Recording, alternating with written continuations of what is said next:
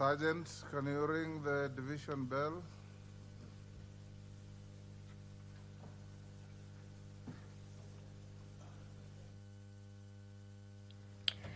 And having not achieved the quorum pursuant to Standing Order 34, the Speaker of the National Assembly, Honorable Dr. Moses Wetangula, has asked for the bell to be rung for 10 minutes to allow members of Parliament to walk into this afternoon session, being a third session of the afternoon sitting, today being March 6th, the session that was expected to commence at 2:30 p.m.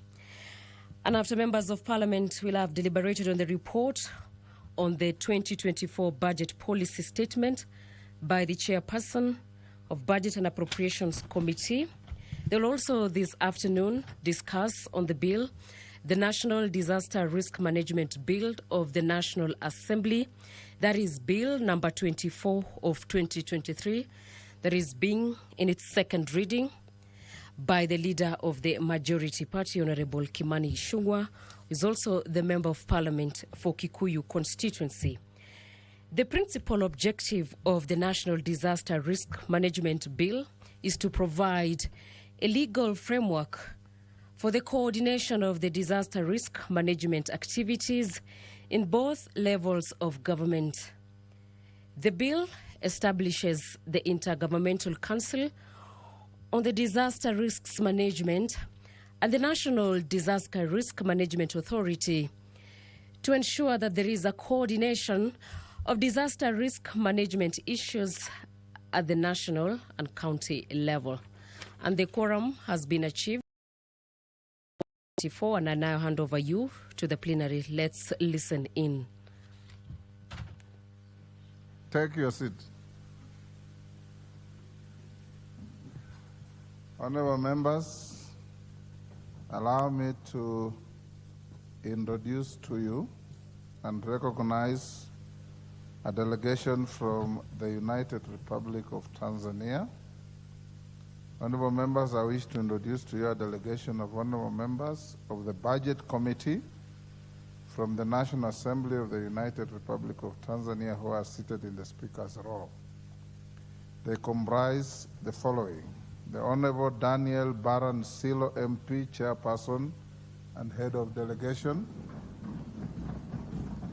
the Honorable Omar Mohamed Kigua MP; the Honorable Shamsi Vuai Nabodha MP; the Honorable Mariam Madalu Nyoka MP; the Honorable Dr. Charles Kimei MP; the Honorable Subira Hamis Mugalu MP; the Honorable Jonas William Buda MP; the Honorable Juma Hamad Omar MP; the Honorable Kwagilwa Ruben Ngamanilo MP; the Honorable Stella Ikupa MP; the Honorable Joseph Zacharias Kamonga MP; the Honorable Josephat Singamba Kandenge MP; the Honorable Leah Jeremiah Komanya MP; the Honorable Rahid Abdallah Rashid MP; the Honorable Zainab Athuman Katimba MP; the Honorable Bahati Hamisi Kombo MP; the Honorable Vedastos Manyinyi Mathayo MP; the Honorable Oran Manasseh Njeza MP; the Honorable Omar Al Omar MP; the Honorable Zaitun Saif Swai MP; and the Honorable Bahati Kenneth Ndingo MP. Honorable members, the delegation, accompanied by 9 members of staff from the Committee Secretariat, is in the country to benchmark with their counterpart committee in the National Assembly, share experiences on areas of mutual interest, and foster parliamentary democracy and diplomacy.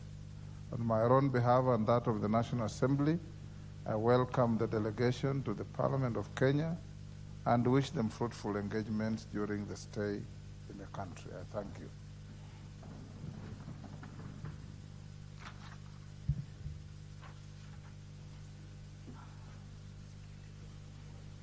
Yes. Order number 3, messages.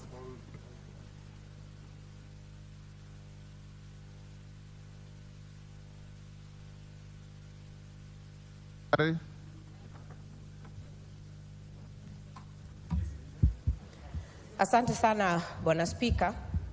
Nachukua nafasi hii kukuunga mkono, kukaribisha wenzetu wa bunge jirani kutoka nchi ya Tanzania kwenye bunge letu la kitaifa. Na ninapoangalia ninaona wako sawa, sababu wako na akina mama, wako na akina baba. Ninaona wanafuatilia maadili ya kuhakikisha kwamba kila jinsia imeweza kuwakilishwa kwenye kamati hiyo. Na nitaomba kwamba tuendelee kufanya ile tunaita demokrasia ya bunge, ndio tuweze kuleta uwiano mwema kwenye jamii zetu, sababu mambo ya Afrika Mashariki, sisi ndio viongozi wa Afrika Mashariki. Tukubali kuwafanya kazi pamoja, tulete uwiano, tulete mambo ya kutengamana vizuri, na nawakaribisha pia waweze kutembea nchini mwetu, ndio wakue wakienda kule Tanzania, wakue ndo watasema mazuri ya nchi yetu, na waweze kutembea. Wanajua ni Nairobi peke yake tuko na buga la wanyama katika nchi yetu, katika city ambayo katika jiji letu. Kwa hivyo muweze kupata nafasi ya kutembea, na mkirudi kwenu pia mpeleke salamu zetu kama wabunge na za nchi mzima. Karibuni tena. Well done, Wangari. Naona unaongea Kiswahili sanifu. Asante sana. Next order. Order number 3, messages. Order number 4, petitions. Order number 5, papers. Majority Leader. Thank you very much, Honorable Speaker. Honorable Speaker, as I lay these papers, I also want to welcome our counterparts from the... Honorable Bowen. Mr. Speaker, I think the Honorable Sahir was inducted very well when he entered into this House. Mr. Speaker, he just walked from here across to the other side, the Honorable Sahir. Is it in order, Honorable Speaker? Honorable who? Zahir. Where is he? You are totally out of order. Go to the bar, bow, and then cross the floor. Go ahead. Honorable Speaker, you know, people learn at different levels and at different times. So, the Honorable... I want to join you, Honorable Speaker, as I lay papers to welcome our brothers and sisters from the United Republic of Tanzania into this august House. Feel most welcome and enjoy the proceedings of this House. Honorable Speaker, I beg to lay the following papers on the table of the House today, Wednesday, March 6, 2024, afternoon sitting. Honorable Speaker, 1, Sessional Paper number 2 of 2018 on national ethics and anti-corruption policy from the Office of the Attorney General. 2, the Kenya-European Union Economic Partnership Agreement from the Minister of Investments, Trade and Industry. 3, the Kenya-European Union Economic Partnership Agreement from the Minister of Investments, Trade and Industry, Treasury.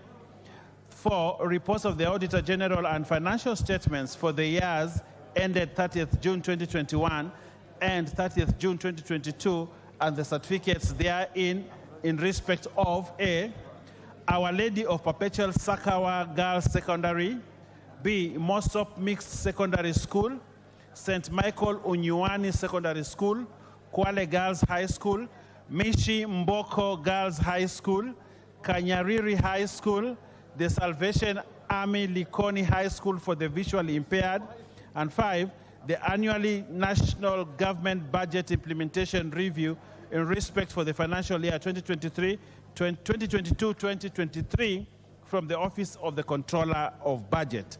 I thank you, Honorable Speaker, and I beg to lay. I can say Mishi Mboko is smiling because her school... Yes, thank you, Majority Leader. Next order. Order number 6, notices of motion.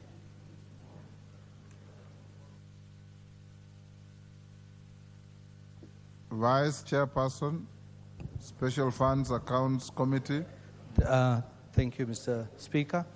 Mr. Speaker. Why Vice Chairperson? Where is your chairperson? She's gone for another meeting, Mr. Pardon? Speaker. She's gone for another meeting, Mr. Speaker. Go ahead. Thank you, Mr. Speaker.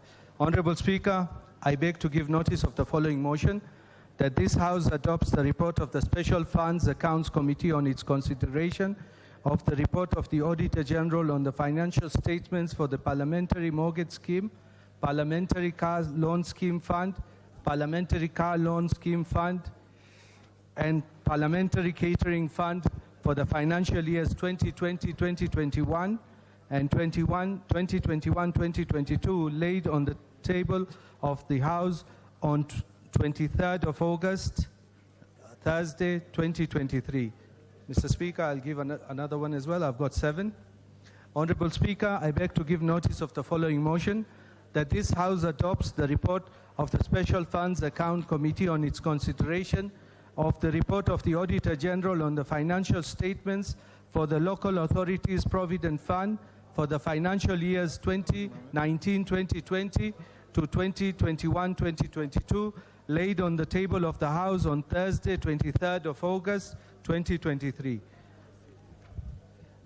Honorable Speaker, I beg to give notice of the following motion, that this House adopts the report of the Special Funds Accounts Committee on its consideration of the report of the Auditor General on the financial statements for the Kenya Slum Upgrading Low-Cost Housing and Infrastructure Trust Fund for the financial year 2017-18 to 2021-22, and the Alcoholic Drinks and Control Fund for the financial year 2017-2018, laid on the table of the House on Wednesday, 18th of October 2023. Honorable Speaker, I beg to give notice of the following motion, that in this House adopts the 5th report of the Special Funds Accounts Committee on its consideration of the report of the Auditor General on the financial statements for the Commodities Fund for the financial years 2018-19, 2019-2020, 2020-2021, and 2021-2022, laid on the table of the House on Thursday, 7th of December. Honorable Speaker, I beg to give notice of the following motion, that this House adopts the 6th report of the Special Funds Accounts Committee on its consideration of the report of the Auditor General on the financial statements for the Stores and Services Fund for the financial years 2020-2021 and 21-22, and the Occupational Safety and Health Fund for the financial years 2020, 2021, and 2021-2022, laid on the table of the House on Thursday, 7th of December. And the last two, Honorable Speaker, I beg to give notice of the following motion, that this House adopts the 7th report of the Special Funds Accounts Committee on its consideration of the report of the Auditor General on the financial statements for the Land Settlements Fund for the financial years 2020-21 and 2021-2022, and the Railway Development Fund holding account for the financial year 2017, 2018, 2018, 2019, 2019, 2020, 2020, 2021, and 2021, 2022, laid on the table of the House on Thursday, 7th December. Honorable Speaker, I beg to give notice of the following motion, that this House adopts the 8th report of the Special Funds Accounts Committee on its consideration of the report of the Auditor General on the financial statements for the Street Families Rehabilitation Trust for the financial year 2017, 2018, 2018, 2019, 2019, 2020, 2020, 2021, 2021, 2022, laid on the table of the House on Thursday, the 7th of December. And that is it. Thank you, Honorable Speaker.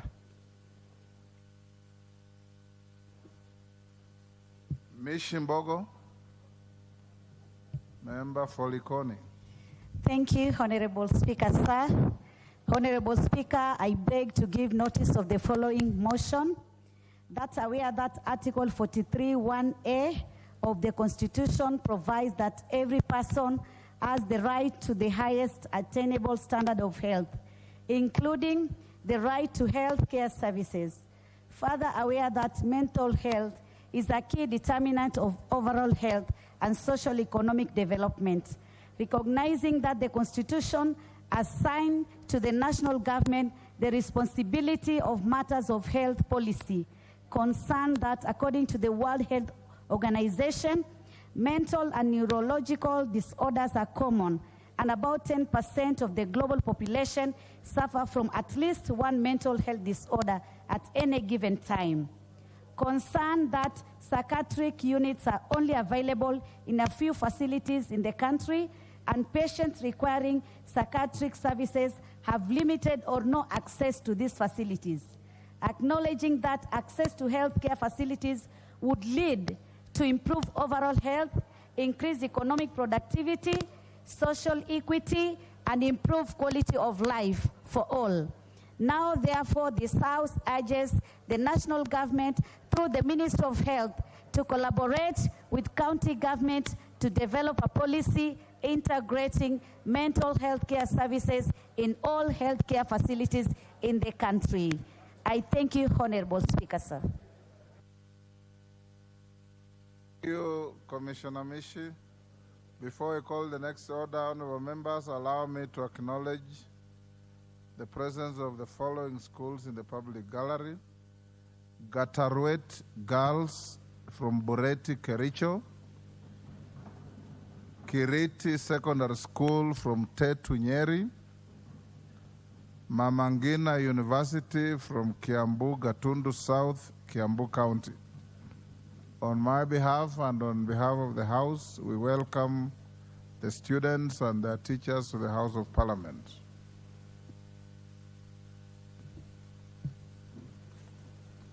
Order number 7, questions and statements. Order number 8, motion, report on the consideration of the 2024 medium-term debt management strategy. Question to be put.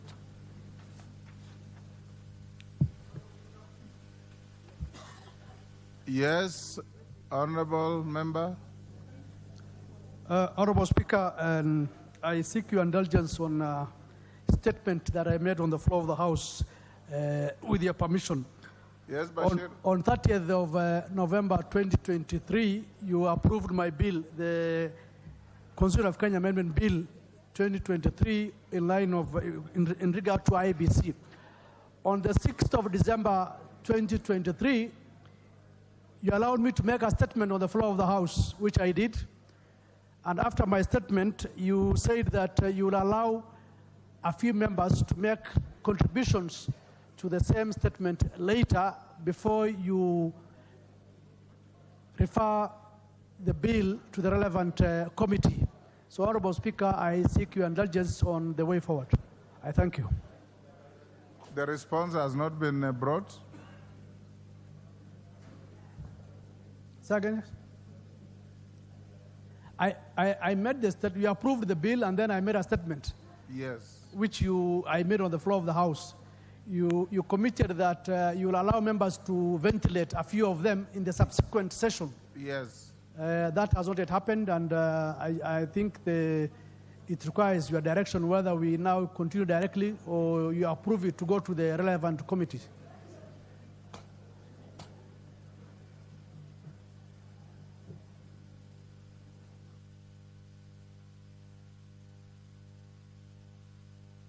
Bashir, your matter is slated on the order paper for tomorrow. You have not been notified? You can approach the clerks at the table to advise you. Next. You called? Have you called out order 8? Order, honorable members. Order, take the seat. Honorable members, I now put the question at order 8, which is that this House adopts the report of the Public Debt and Privatization Committee on its consideration of 2024 medium-term debt management strategy laid on the table of the House on Thursday, 29th February 2024, and pursuant to the provisions of Section 15(4) of the Public Finance Management Act 2012 and Standing Order 232S7 and 8, A, approves the 2024 medium-term debt management strategy, and B, makes the policy and financial resolutions contained in the schedule to the order paper. As members of that opinion say aye. Aye. Will those of the contrary opinion say nay? The ayes have it. Next order. Order number 9, motion, report on the 2024 budget policy statement. Dindi Nyoro, Chairman, Budget and Appropriations Committee. Thank you very much, Honorable Speaker. Honorable Speaker, I wish to move that this House adopts the report of the Budget and Appropriations Committee on the budget policy statement, that is BPS, for the financial year 2024-2025, and a compendium of departmental committee reports on the 2024 BPS laid on the table of the House on Tuesday, 5th March 2024, and pursuant to the provisions of Article 25(7) of the Public Finance Management Act 2012 and Standing Order 232(9) and 10. A, approves the budget policy statement, that is BPS, for the financial year 2024-2025. B, makes the following financial resolutions with respect to BPS. Roman 1, that the national government budget ceiling be approved at Kenya shillings 2 trillion 564 billion 563 million 100,000, of which the executive gets Kenya shillings 2 trillion 488 billion 650 million 300,000, of which Office of the Auditor General gets 8 billion 599 million 500,000, Parliament Kenya shillings 43 billion 623 million, Judiciary 23 billion 690 million 300,000. Roman 2 resolves that the allocation to county government's equitable share be approved at 391 billion 117 million. Roman 3 resolves that, consistent with the latest audited and approved revenues for financial year 2020-2021, amounting to Kenya shillings 1 trillion 570 billion 562 million 945,000 and 14 shillings, the allocation to the equalization fund be set at 7 billion 852 million 814 723 shillings. Roman 4 approves that the arrears to the equalization fund be set at Kenya shillings 3 billion 347 million 185,275 shillings. Approves that allocation to county additional allocation be approved at Kenya shillings 48 billion 186 million 590,924 shillings as per the third schedule, which shall form the basis for the county government additional allocation bill 2024. 6, Roman 6, resolves that, consistent with the approved borrowing strategy in the medium term, the debt management strategy, the projected fiscal deficit be set at Kenya shillings 703 billion 870 million, that is 3.9% of our GDP, being the difference between total revenue and grants and total expenditure and net lending. C, Honorable Speaker, that the first and second schedule form the basis for the ceilings for the financial year 2024-2025 budget estimates. D, that once approved by the House, these recommendations shall form the basis for financial year 2024-2025 budget estimates. E, orders that the first schedule to the order paper forms the basis for the ceilings for the financial year 2024-2025 budget estimates. And F, makes the policy resolutions contained in the second schedule to the order paper, that is non-financial recommendations relating to the budget policy statement for the financial year 2024-2025. Honorable Speaker, I want to allocate myself some role, Honorable Speaker, to request that, if possible, we can move together with my colleagues, because there are some far-reaching issues that we are going to talk about as I bring forth this motion. And I say so because I know there are some policy issues that we have been able to put in place that has got far-reaching implications to what we do here in the House, and especially as we serve the people of Kenya. And therefore, it is possible we can move together. But first of all, Honorable Speaker, I take this opportunity to thank you because of according our committee the right environment for us to work in the last 2 weeks, Honorable Speaker, to be able to come up with this report that we are debating today.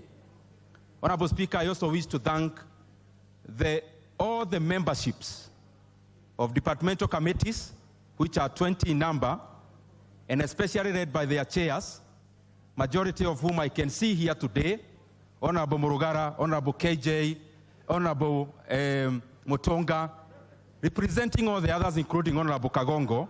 Honorable Speaker, for taking time with their members, Honorable Speaker, sitting long hours for the last 2 weeks, Honorable Speaker, to be able to make recommendations that they did. To all the departmental chairs, majority of whom, Honorable Speaker, are here, all of them 20, I could have said them by name only because of time, because they are all my friends. I want them to feel appreciated, because the Budget Committee will never do this within that sort of time, Honorable Speaker, without the kind of cooperation that we got from the departmental chairs and their memberships. Honorable Speaker, I also wish to thank the members of the Budget and Appropriations Committee.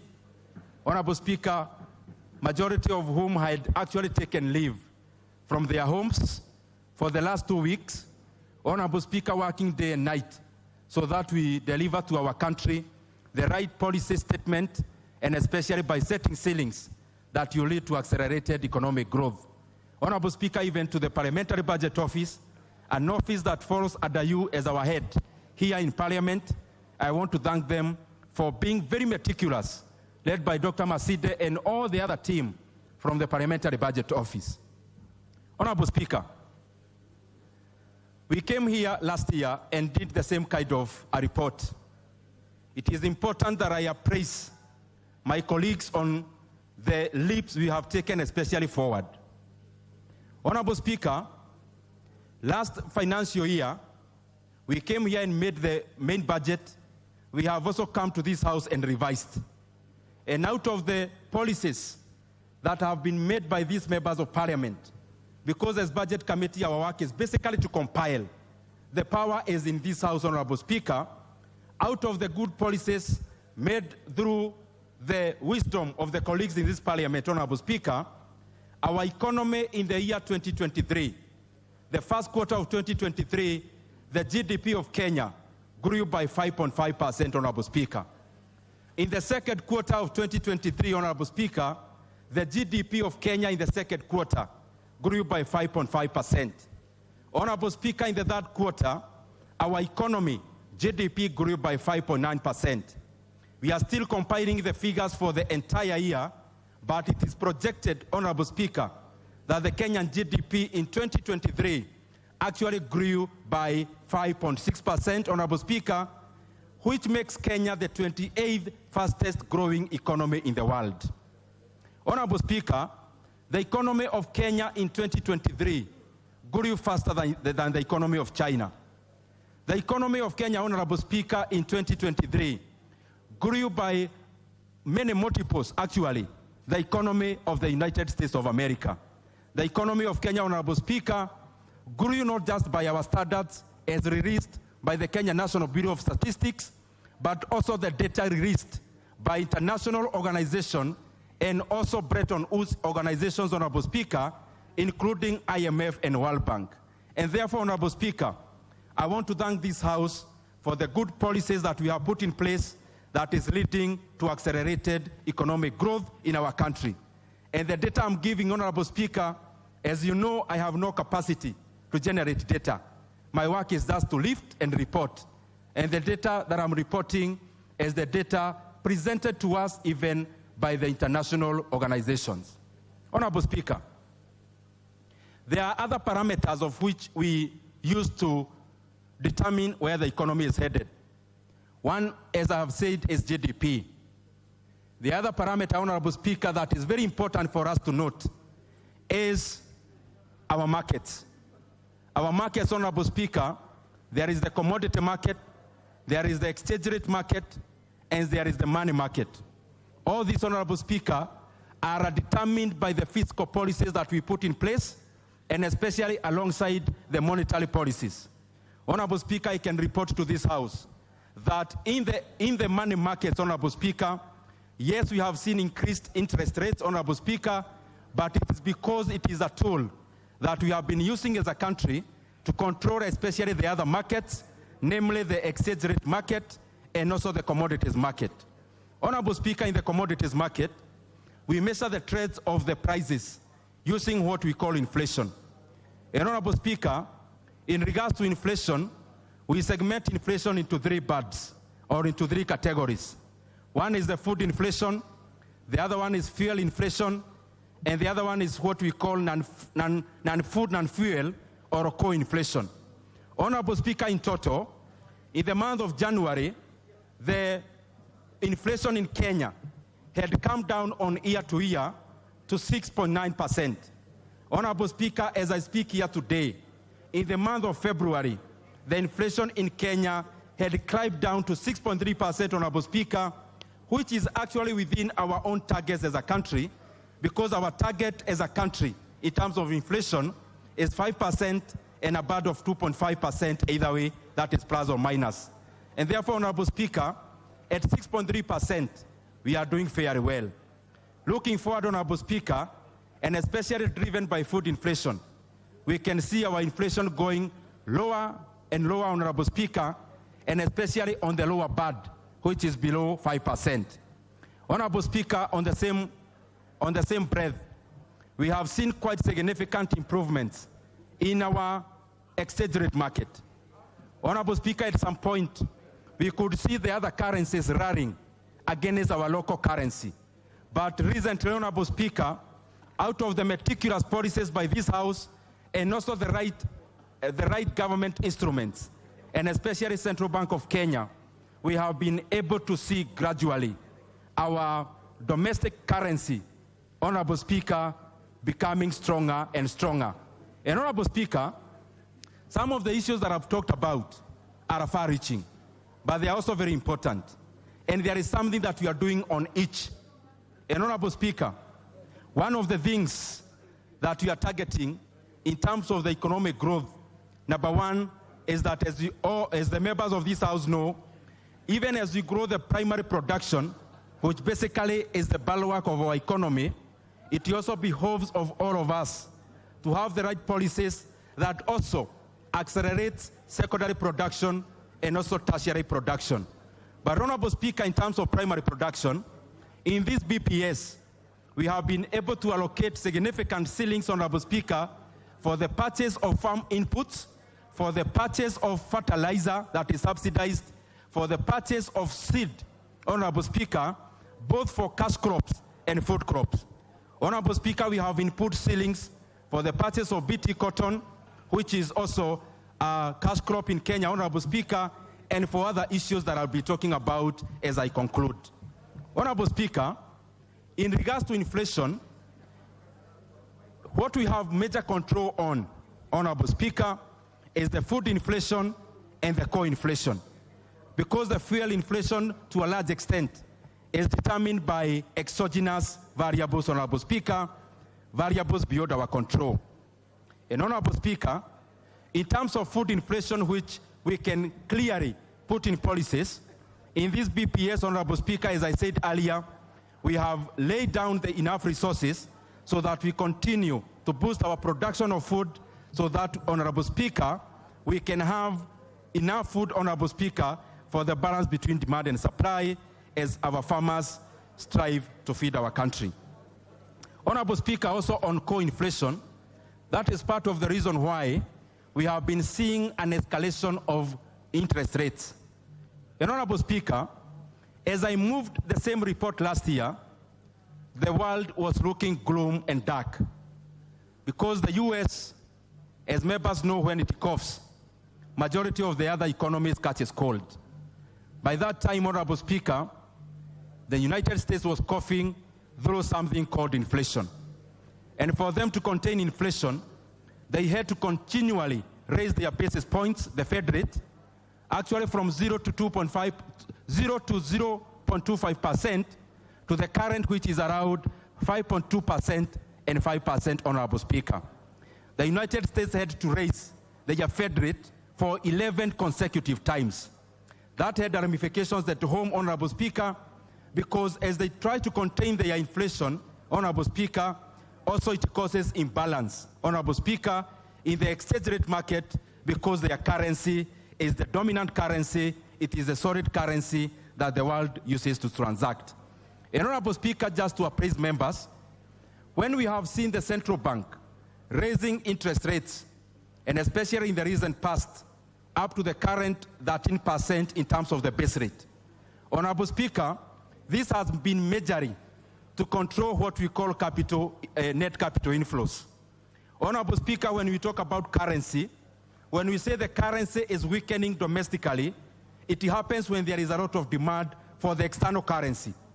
And Honorable Speaker, to balance that, then we had to do things that brings about other currencies into Kenya so that we have more supply of other foreign currencies, Honorable Speaker, to be able to strengthen ours. And Honorable Speaker, in that regard, that is why central bank had to raise interest rate. Number one, to contain inflation, but more importantly, also number two, Honorable Speaker, is to make Kenya desirable as an investment destination, and especially in regards to capital inflows. Honorable Speaker, exchange rate is determined by the balance of payment. And the balance of payment has two components. There is the import and exports, which export and import then gives us net exports. Honorable Speaker, on the other side, there is a plus. And this other plus is of capital inflow minus capital outflow, which then gives us net capital inflows. Honorable Speaker, import and export are handled through fiscal policies. And that is what we've been doing by raising our exports, but also by creating an enabling environment for import substitution. Honorable Speaker, on the other side of the capital account, it is managed through monetary policies. And that is why Central Bank of Kenya has been doing the needful so that, Honorable Speaker, we stabilize our currency, and we have already seen the fruits of that.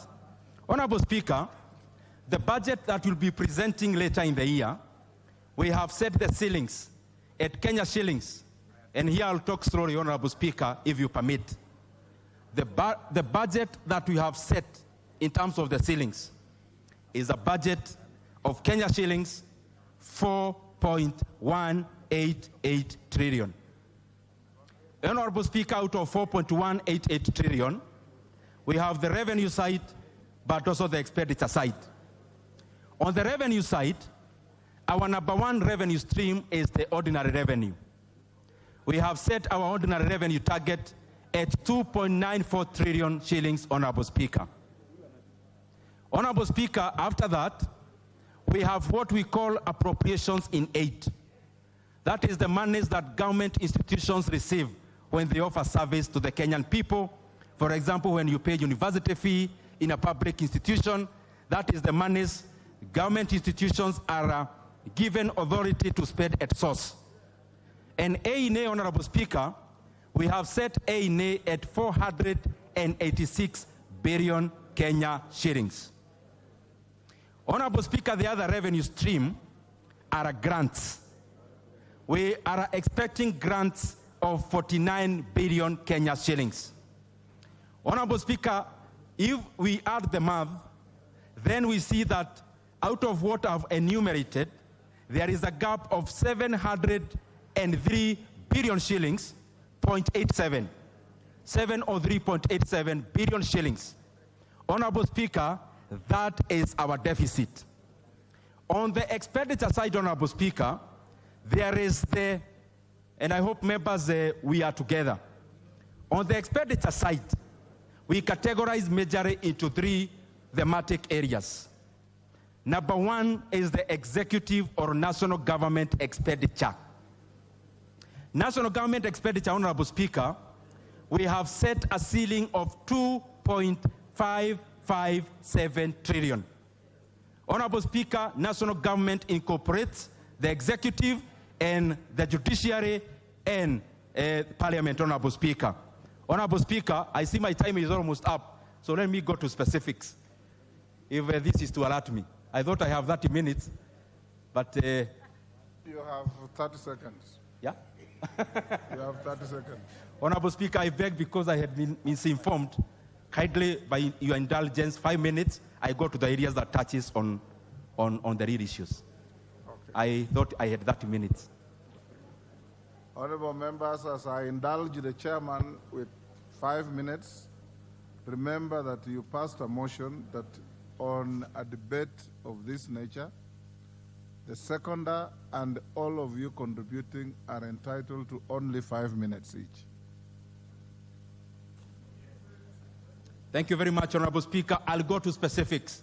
Honorable Speaker, there are very many important things that we've been able to do, and I'll talk fast now. One, out of the threat we have in terms of security, we have enhanced the ceilings of majority of our security organs, Honorable Speaker, because we cannot talk about economic growth when we have security challenges. Water, Honorable Speaker, there is 67 billion Kenya shillings. We have allocated 220 billion Kenya shillings into roads, and especially going into completion of ongoing tarmac roads, Honorable Speaker. On agriculture, we have put money for fertilizer subsidy, Honorable Speaker, across all the crops, fertilizer that is crop specific, Honorable Speaker. We have put money for other inputs, like BT cotton seed, Honorable Speaker, like sunflower seed, and all the others on the value chains that we are targeting. We have also put in a ceiling of Kenya shillings 2 billion into Kenya cherry fund, into coffee cherry fund, Honorable Speaker, to be able to guarantee coffee farmers prices through guaranteed minimum returns. We have also put in 1 billion shillings, Honorable Speaker, into sugar reforms, Honorable Speaker, to pay the arrears of Kenyan farmers who are owed by factories. We have also enhanced the budget in our health sector to Kenya shillings 151 billion, 4 billion of which we are giving escalation of grants to our counties, and especially to uplift the equipment in our level 1, 2, and 3 in our villages. But here is where I need members now to capture your attention. Honorable Speaker, many times I get these members of parliament coming to my office, and I am always happy, Honorable Speaker, to benefit from the wisdom of my colleagues. And what I'm talking about here is collective wisdom of this House.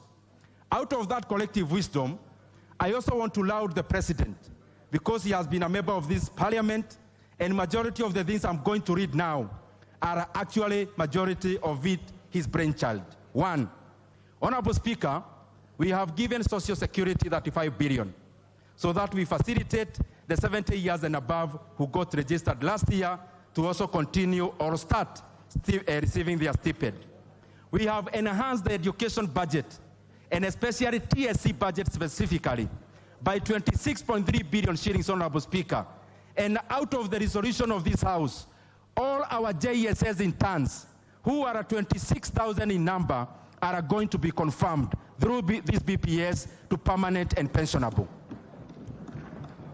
Honorable Speaker, the government will also hire an extra 20,000 interns, Honorable Speaker, to bridge the gap that is there in our learning institutions.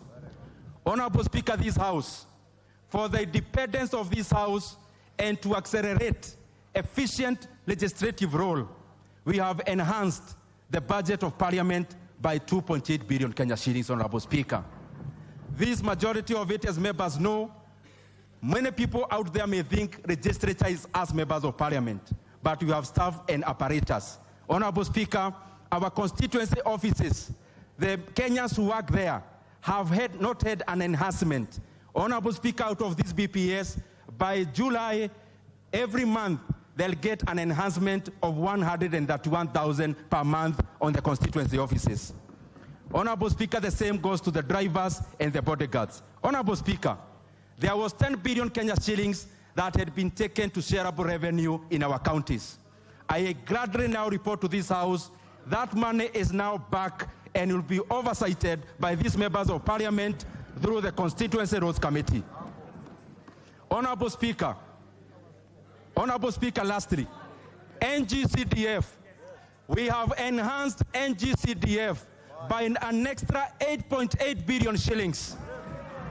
An average of 30 million per constituency on average, Honorable Speaker, so that we accelerate rural development. Lastly, listen to these members.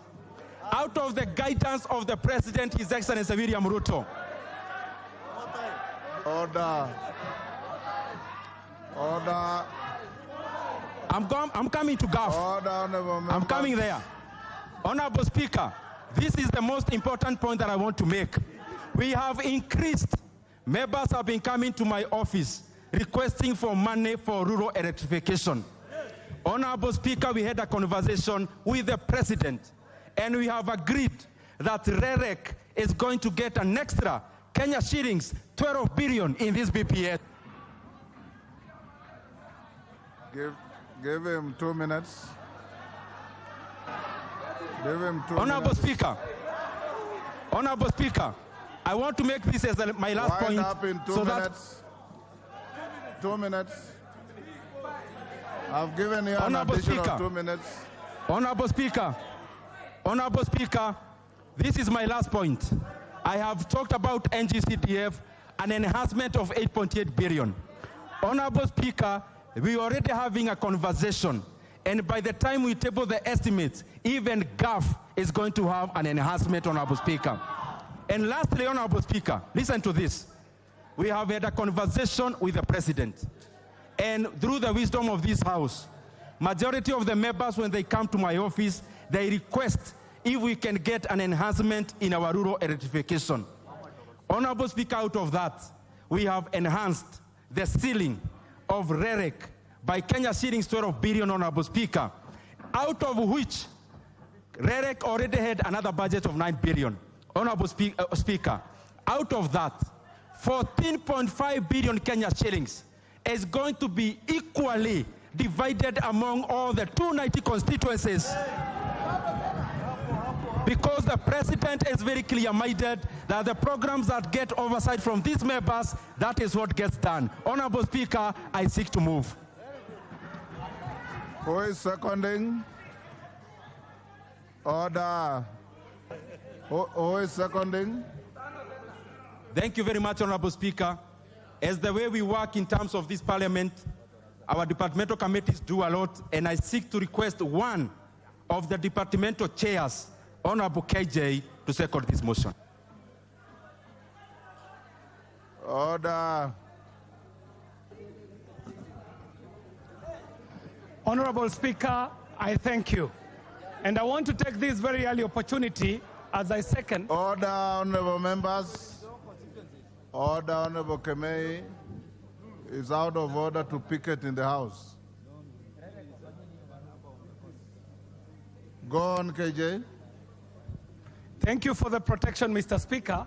And I want to take this very early opportunity as I second to congratulate the very esteemed Budget and Appropriations Committee for banning the midnight oil and being able to deliver this budget policy statement report on time.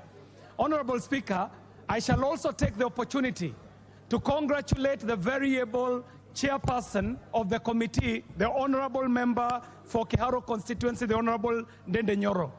Mr. Speaker, as committees were going through the process of budget policy statement, Mr. Speaker.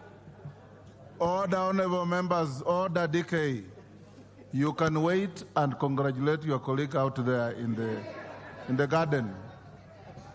Don't disrupt the business of the House. Go on, KJ. Honorable Speaker, we were able to make very serious observations as we were going through the process of the budget policy statement. And one key issue that we noted, Mr. Speaker, is the fact that even if on paper we agreed that we are working on a zero-based budget regime, we noted that we still have a situation where we are budgeting using traditional and historical allocations, Mr. Speaker, to an extent that there are sectors that end up suffering because traditionally they have not been very big sectors at the expense of the sectors that have always been dominant sectors, the very infrastructure heavy, capital intensive sectors like roads, education, health, and all these other big sectors. But Mr. Speaker, the big take home for this BPS is the fact that this House has finally found its footing in the process of budget making, that this House is taking the very serious business of budgeting back to where it belongs, which is the floor of this House. Mr. Speaker, over the years, there have been people who have attempted to overtake or usurp the responsibility of budgeting to themselves. And the culprits, Mr. Speaker, are known. The very infamous treasury mandarins have been known to interrupt the budgeting process. But this year, Mr. Speaker, with the process that we have undertaken, we are truly taking our place as the budgeting house. Mr. Speaker, I'd finally like to add this to this point, that with a 4.1 trillion Kenya shilling budget, that we are funding to the tune of 2.9 trillion from regular revenue, it means then that we are a country that is serious on living within its means. We are not here as Parliament trying to budget in the way that we have seen even some counties trying to budget, where they overproject on the revenues that are not achievable, and they end up underscoring on the performance targets on the budget. So, Mr. Speaker, because the excitement is high, these members have seen the money they have put in for their electricity, for their schools, for the women and the youth in their constituencies. Mr. Speaker, I will not take any more time to dilute the excitement other than to congratulate the very able Member of Parliament from Keharo, the Honorable Samson Ndende Nyoro, and his very hard-working committee of the Budgets and Appropriation Committee. And Mr. Speaker, I second. Order, Honorable Sirma, take the nearest seat. Honorable members, I now propose the question, which is that this House adopts the report of the Budget and Appropriations Committee on the Budget Policy Statement BPS for the financial year 2024-2025 and a compendium of departmental committee reports on the 2024 BPS laid on the table of the House on Tuesday, 5th March 2024, and pursuant to the provision of Section 25(7) of the Public Finance Management Act 2012 and Standing Order 2, 3, 2, 9, and 10,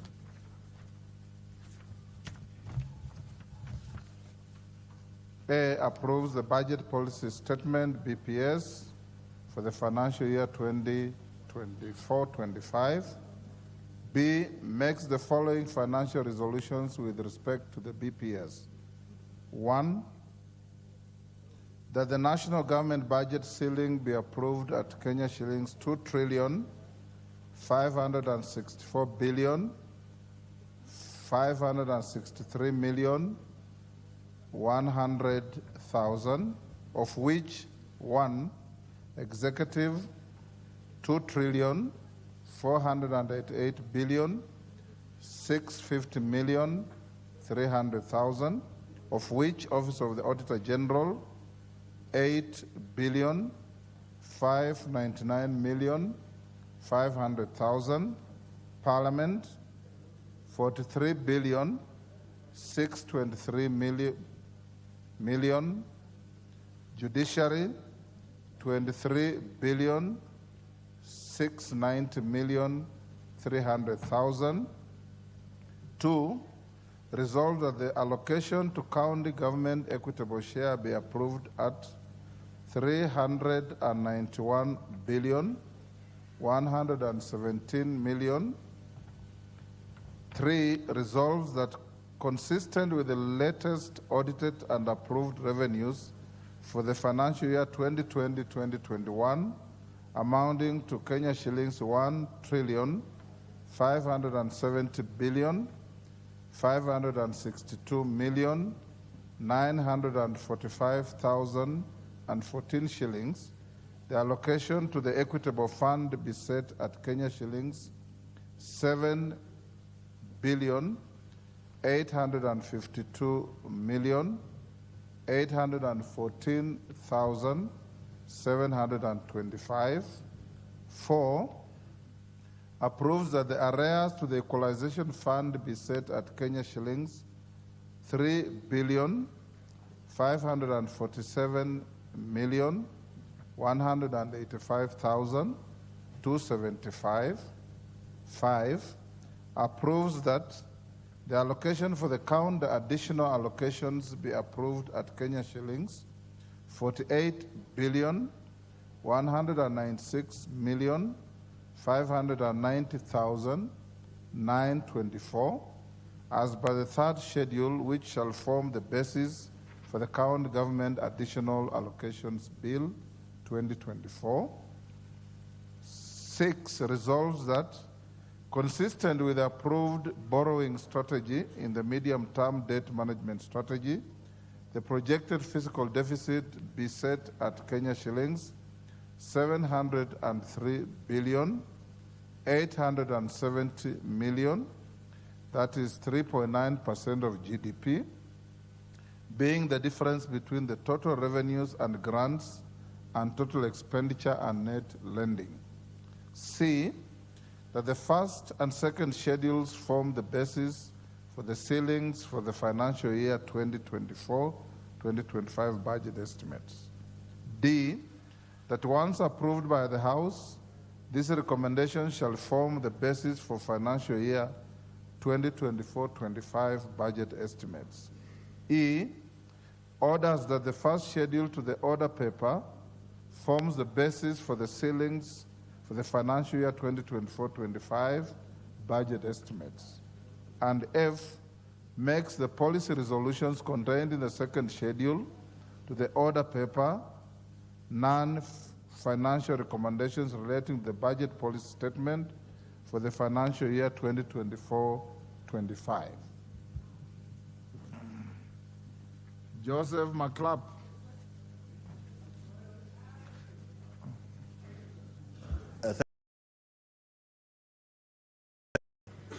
To smile and say the report of the BPS actually meets the expectations of Kenyans. Mr. Speaker, I want to congratulate the chairman of the budget. For once, if you divide 14.5 billion meant for rural electrification, divide by 290 constituencies, being a student of double mathematics, that takes every constituency on equal terms at 50 million per constituency. Mr. Speaker, if this will continue for the next 3 years, Mr. Speaker, it will change the percentage of power distribution in our country, Mr. Speaker. Yes, Mr. Speaker, it is only necessary that REREC need now to put the money that will equate to, because not all constituencies have the same distribution network of power. Mr. Speaker, it means there is an equitable share of 14.5. And then the other monies now can be added so that other constituencies that have challenges can be actually be supported at equal measure, so that we bring up Kenya in all directions equitably for the people of Kenya to enjoy power. Mr. Speaker, the other important thing that we were debating in the morning, the chairman of the budget has raised a substantial issue that will bring development in Kenya. The promotion of growing of cotton in parts of Kenya, Mr. Speaker, will give us an opportunity to create employment. And even in the value chain of the cotton industry, Mr. Speaker, that is the plan of Kenya Kwanza, Mr. Speaker. And if we encourage the growing of cotton throughout the Republic, Mr. Speaker, then we shall be able to have fabric made from Kenya, and we can be able to put on what is made from Kenya. Mr. Speaker, the other part that is very important, Mr. Speaker, that has been raised by the chairman of the budget is the bringing back of about 10 billion shillings to Kera so that it will be able to go to our constituencies, money that has been encroached by the governors for a period of time. Mr. Speaker, this will change the road network in our country, Mr. Speaker, because the roads that are visible today in Kenya are the ones done by Kera, not done by the county government, Mr. Speaker. So the bringing back of 10 billion makes sense to this House and makes sense in the development of the road network in our constituency, Mr. Speaker. On the issue of the intern, Mr. Speaker, confirmation of intern without going further through an interview, Mr. Speaker, is actually changing the lives of about 56,000 teachers that were employed, Mr. Speaker. And an additional 20,000 teachers are going to be employed, Mr. Speaker. Those are the people who actually meet with the rubber every day. They are in the villages. That money that will be paid to teachers will actually be the money that will go to our communities, Mr. Speaker, and creating of 20,000 people for employment, Mr. Speaker, means we are changing lives for Kenyans, Mr. Speaker. Mr. Speaker, even the reduction of the fiscal deficit, Mr. Speaker, to 703, Mr. Speaker, is the way to go. We should continue to reduce the fiscal deficit in our country so that we cannot continue to have huge debts, public debt, Mr. Speaker.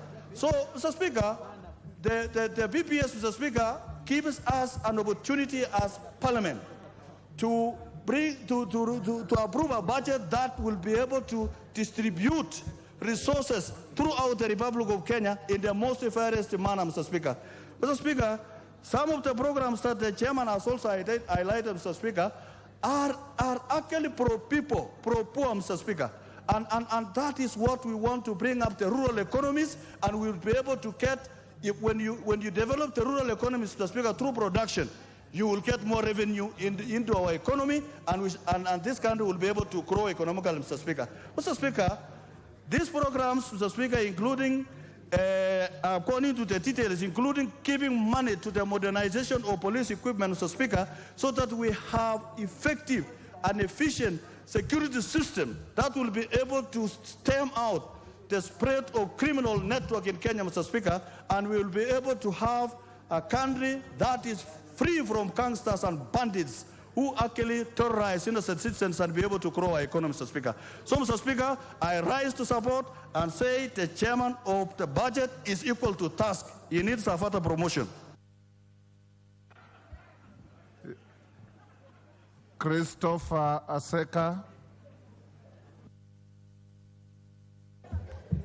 Thank you, Mr. Speaker. I also rise to support the budget policy statement 2024. This statement is written in accordance to section 25(2) of the Public Finance and Management Act of 2012. BBS lays government priorities and strategies. It helps to set ceilings, expenditure ceilings by every vote. And looking at this budget policy statement, Honorable Speaker, I want to say that Treasury has really worked well to ensure that the deficit on the 2024-2025 budget is reduced from 886 billion to 703. But as we laud Treasury in this endeavor, we should also ask ourselves, Honorable Speaker, if the overprojection of revenue collection by Treasury will hinder the implementation of this budget. Mr. Speaker, if Treasury doesn't collect the 2.5 trillion in ordinary revenue, it means the deficit on this budget will increase. It also means, Mr. Speaker, that some programs and projects within the budget will be affected. But on good side, Mr. Speaker, I want also to laud this budget policy statement. As the chairman of Budget and Appropriation Committee has put it, ensuring equity and equality within the nation is the way to go. Having equal amount of money to ensure that all areas within the Republic of Kenya are connected to the power is one thing that we should laud. Mr. Speaker, having money in this budget to ensure that our interns, whom we were employed some 2 or 3 years ago, are employed on a permanent and a pensionable basis is another thing that we should laud. Mr. Speaker, also having more money to Parliament to enhance capacity building for members of Parliament, to ensure that there's money for Senate oversight, and ensuring, Mr. Speaker, that Parliament does not operate in a way that is being undermined by executive is also another way, Mr. Speaker, to go. But as we look at this, Mr. Speaker, we must also look at the credibility part of the budget and ensure that this budget is credible, it is implementable, and something that the Treasury has not come out clear on this budget policy statement is how it's going to manage the pending bills. But, Mr. Speaker, I support. Thank you. Thank you, Seka. Geoffrey Mwangi from Tetu. Thank you.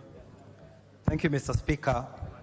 I also rise to applaud the chairman of the Budget Committee for such a well thought out budget policy statement. And Mr. Speaker, from the onset, I must admit that this budget is quite pro-poor. It touches on the most important aspects of the lives of our people, the most pressing needs. And so this is very much in line with the Kenya Kwanza government bottom-up economic transformation model. Mr. Speaker, I would just like to point out a few things that caught my attention. And one of them is the need to complete some of our ongoing projects, especially roads. And Mr. Speaker, in my own constituency, Teto, we have a lot of roads that have stalled. And so this additional money that has been provided is going to become very useful for that. Mr. Speaker, it's also very important that we deal with the issues of pending bills. It is important to note that pending bills have now become the third most important source of government financing, which ideally they should not, because we should not be waiting for small SMEs to provide services to government and then wait for many years. So it is important that we set aside money for pending bills. Mr. Speaker, putting more money to farmers in terms of subsidized fertilizer, subsidized seeds and seedlings is a welcome move. Part of the reason why inflation has reduced to 6.3% in the month of February has been because of the good harvest that we have gotten in the last 2 seasons. And now with the rains setting in early, it is important that we fast track taking subsidized fertilizer to our farmers so that they can be able to be on time for the harvest. Mr. Speaker, the hiring of 20,000 interns, and especially the confirmation of those ones who are already interns, will come as a big relief. Already as members of parliament, we are under a lot of push by these interns, whether they are going to be relieved or whether they are going to be confirmed at the end of their term. So this move to ensure that all of them, 100%, will be absorbed on permanent and pensionable basis will come as an extra relief. The money going to CDF, the extra 30 million, the extra 50 million going to REDEC, the extra 10 billion going to KERA, all of them are targeted to each and every constituency are going to give a much needed boost. And Mr. Speaker, just like my colleagues have said, the work done at the constituency level is visible. While we cannot speak about the work done at county or these other places, it is easy to identify a classroom, it is easy to identify a road, it is easy to parade students who are actually going to school, courtesy of the bursary program. But Mr. Speaker, the challenge we have is it's one thing to allocate money.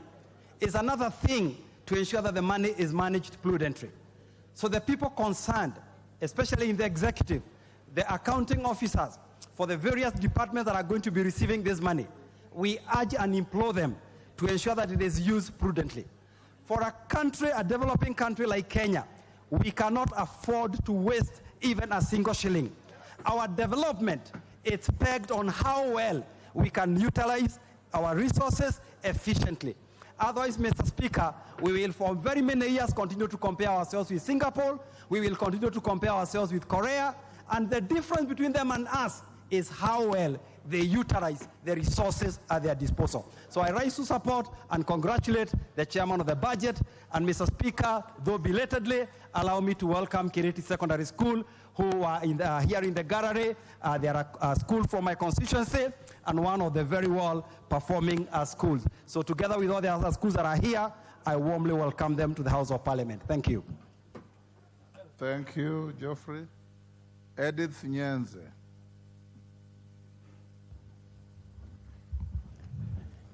Thank you, Mr. Speaker, sir. Let me take this opportunity to say I support the budget proposal statement from the chair, and I take this time to congratulate the committee for the hard work they put, and also the departmental committees for the good work they did.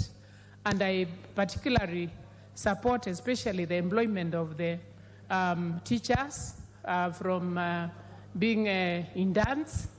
They have really been having problems, and every time trying to find out from their members of parliament how they can become permanent and pensionable. But now, with this budget, they will be able to be absorbed. The other thing which I congratulate is especially on electrification of the whole country, and this one is very important because all through, especially for some of the MPs, we have a challenge where electrification has not been done. And during this time, when technology has really improved and where everyone requires electricity, it's very important that we power the whole of the country. So it's welcome. What I want to caution is especially on the use of the funds, that they should be used in the right way. They should be put into proper use, and where possible, we should also talk on how we are going to pay the pending bills for those ones who have not been paid, and also see how we will use the money for the purposes which it's intended to be used for, so that we reduce on taxing the Kenyans more and more every time, but for that we use the money in the right way. With that, Mr. Speaker, sir, I support. Thank you. Thank you, Edith. Jerry Maina.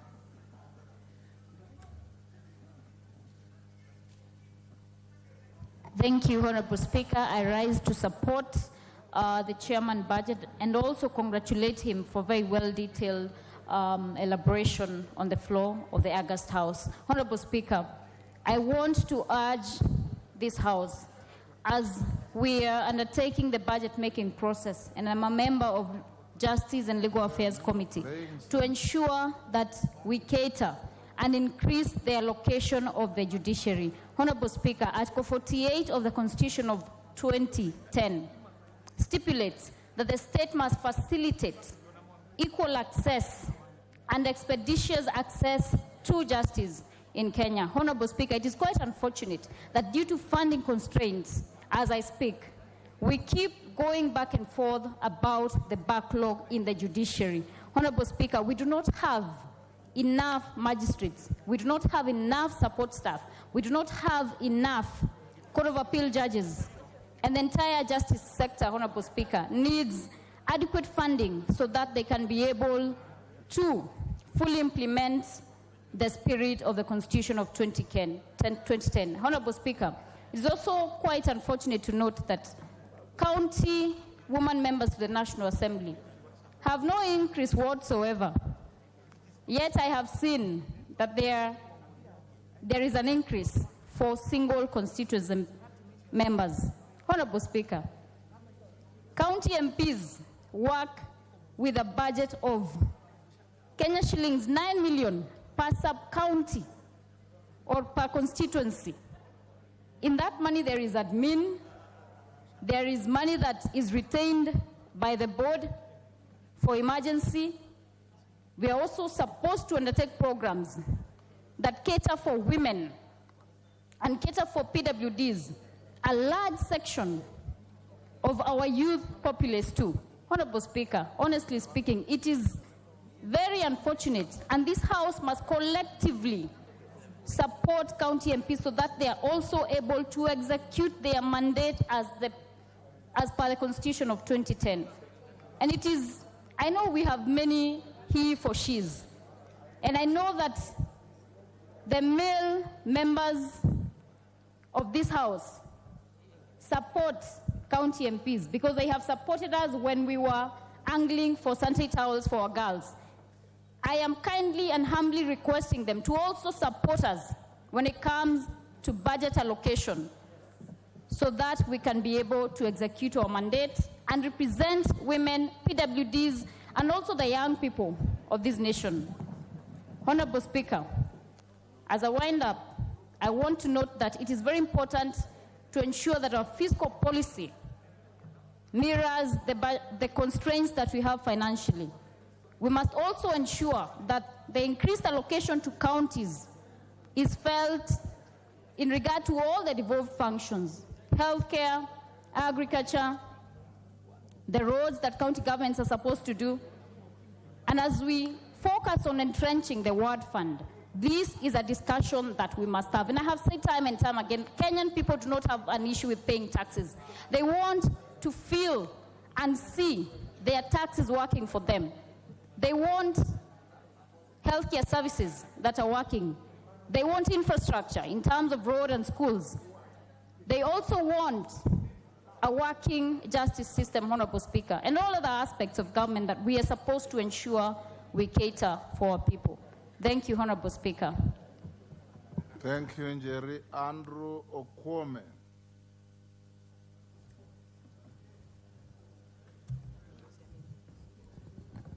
Thank you, Mr. Speaker, for giving me this opportunity. Let me start by saying that I support the budget. And, well, budget policy statement, I support it as it is. And as I wait for the final budget that will be read in the future. Now, one thing I appreciate in the proposal is the increase on NGCDF. NGCDF has demonstrated itself that it's the fund that is working, and the product of it is clearly seen by everybody. So when I go to my constituency and tell them this, they will be happy with me because they know we have increased the fund that gives benefit to them. Now, as I support that, I would have also wanted the county to be given a little more than what they have got because they are also doing a good job. I would also say that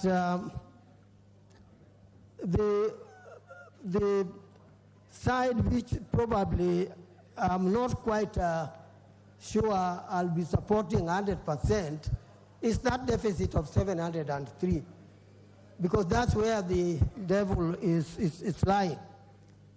When we come to getting that deficit, I'm sure you will be going to borrowing as the funding source. And our borrowing level is so high, that I know what we'll be doing is to borrow a fund that we will not be able to pay even during our term of service in Bunge. It will spread over many other years coming, so that the future generation will be facing a burden that they never knew the source of. In an equal way, as we now face very heavy taxation because of debt, and yet we don't know how those old debts came about. The other thing I know is coming is because our budget is increasing from 3.9 something to 4.188 thereabout. That deficit will also be funded by, or say that large budget of 4 trillion is 2.9 of it is going to come from taxation. And taxation, as I speak today, before the coming budget is approved, as we speak today, taxation is so high, making the cost of living almost impossible for our people. If we increase the budget by that big margin, it means that we are going to tax more and more. And taxing people more, we know, is a real concern, not only by us, but practically by all Kenyans. And I think this kind of thing we should find a way of bringing down. Mr. Speaker, our food security is a concern. I do not think we have increased budget enough to encourage agriculture so that we can be able to do more on agriculture so that our food security can be enhanced in order that we can be a nation that feeds itself. A nation that is hungry is a nation that is sick. Mr. Speaker, with this, I want to say that I support the BPS, but my concern I've actually just stated. Thank you, Mr. Speaker. Thank you, Honorable Kwame Murumba Chikati.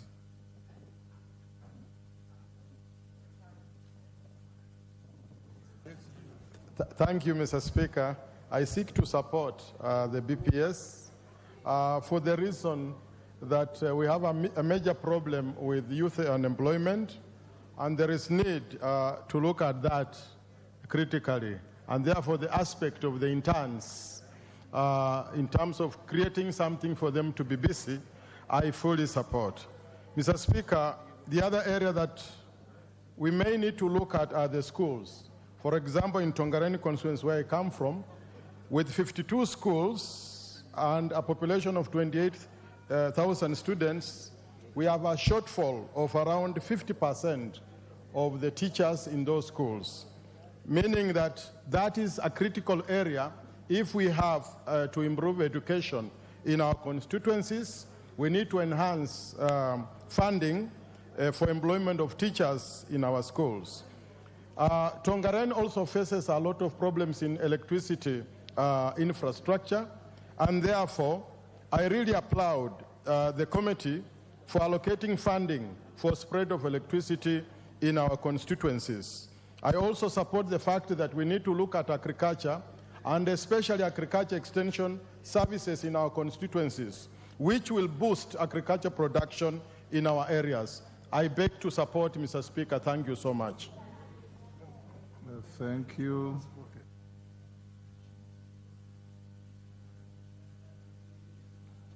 Mark Mwenje.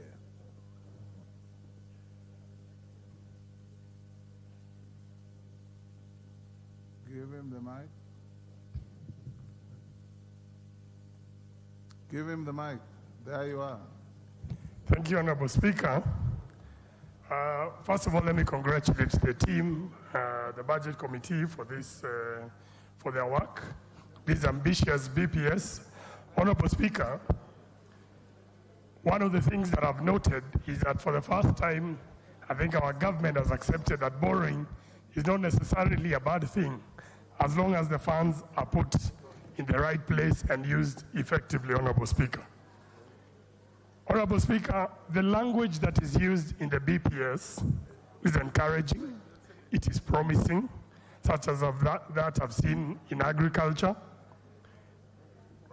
Honorable Speaker, we've seen the details that have gone into this BPS, where they're talking about coffee, and I believe about 2 billion being put into coffee. There's money going into sugar to help the farmers, fertilizers. But Honorable Speaker, I trust that the Committee of Agriculture will ensure that there is more being done by the funds that they be allocated to them. Honorable Speaker, it's encouraging also the language used in regards to SMEs. But Honorable Speaker, we've only seen them speaking as much so far as the Hustler Fund, Honorable Speaker. I'd want to encourage those in charge. There's a fund called Uwezo Fund, Honorable Speaker, and it makes a difference. Building of markets is a good thing, Honorable Speaker, but I have seen markets in Central, I believe in Olkalau, but even here in Nairobi, Honorable Speaker, where we have markets built, but we don't have traders in there. The issue is because we are not putting money to these SMEs. It is not enough. That is where we need to put our money to ensure that these SMEs are able to put up their businesses. Honorable Speaker, I want to thank the chair for his passionate delivery on the issue of REREC. But Honorable Speaker, as a member from the Nairobi County, I want to inform him, and I'm hoping the chair of budget is listening to me. As Nairobi, we don't get our fair share of REREC. And let's be honest, Honorable Speaker, one transformer up country serves 20 people. One transformer in Nairobi will serve 10,000 people. So it is only fair that we get our share because we pay more as Nairobi. So we are not taking money from anybody else. We want our fair share as REREC, as it has been delivered. And this year, as Nairobi MPs, and there are 17 of us, we will make sure we get our share fair. I know that is touching on the nerve. Most of our money gets taken away from us, Speaker, but this time, Nairobi, we must get our fair share, Honorable Speaker. Honorable Speaker, on the issue of NGCDF, I just want to thank the chair for his increase. We all know what NGCDF does out there, but also I also would request the chair NGCDF who is seated here, the Honorable Musa Sirma, to make sure there's an equitable way of sharing these funds. Some of us have an issue. We have 4 wards, but the population in my constituency, Honorable Speaker, is the 15th largest in the entire country, Honorable Speaker. So we need a system that is fair to distribute these funds that we've been given, Honorable Speaker. The issue of KERA as well, I'd want to tell the chair of budget, in Nairobi, our KERA roads must be built with tarmac.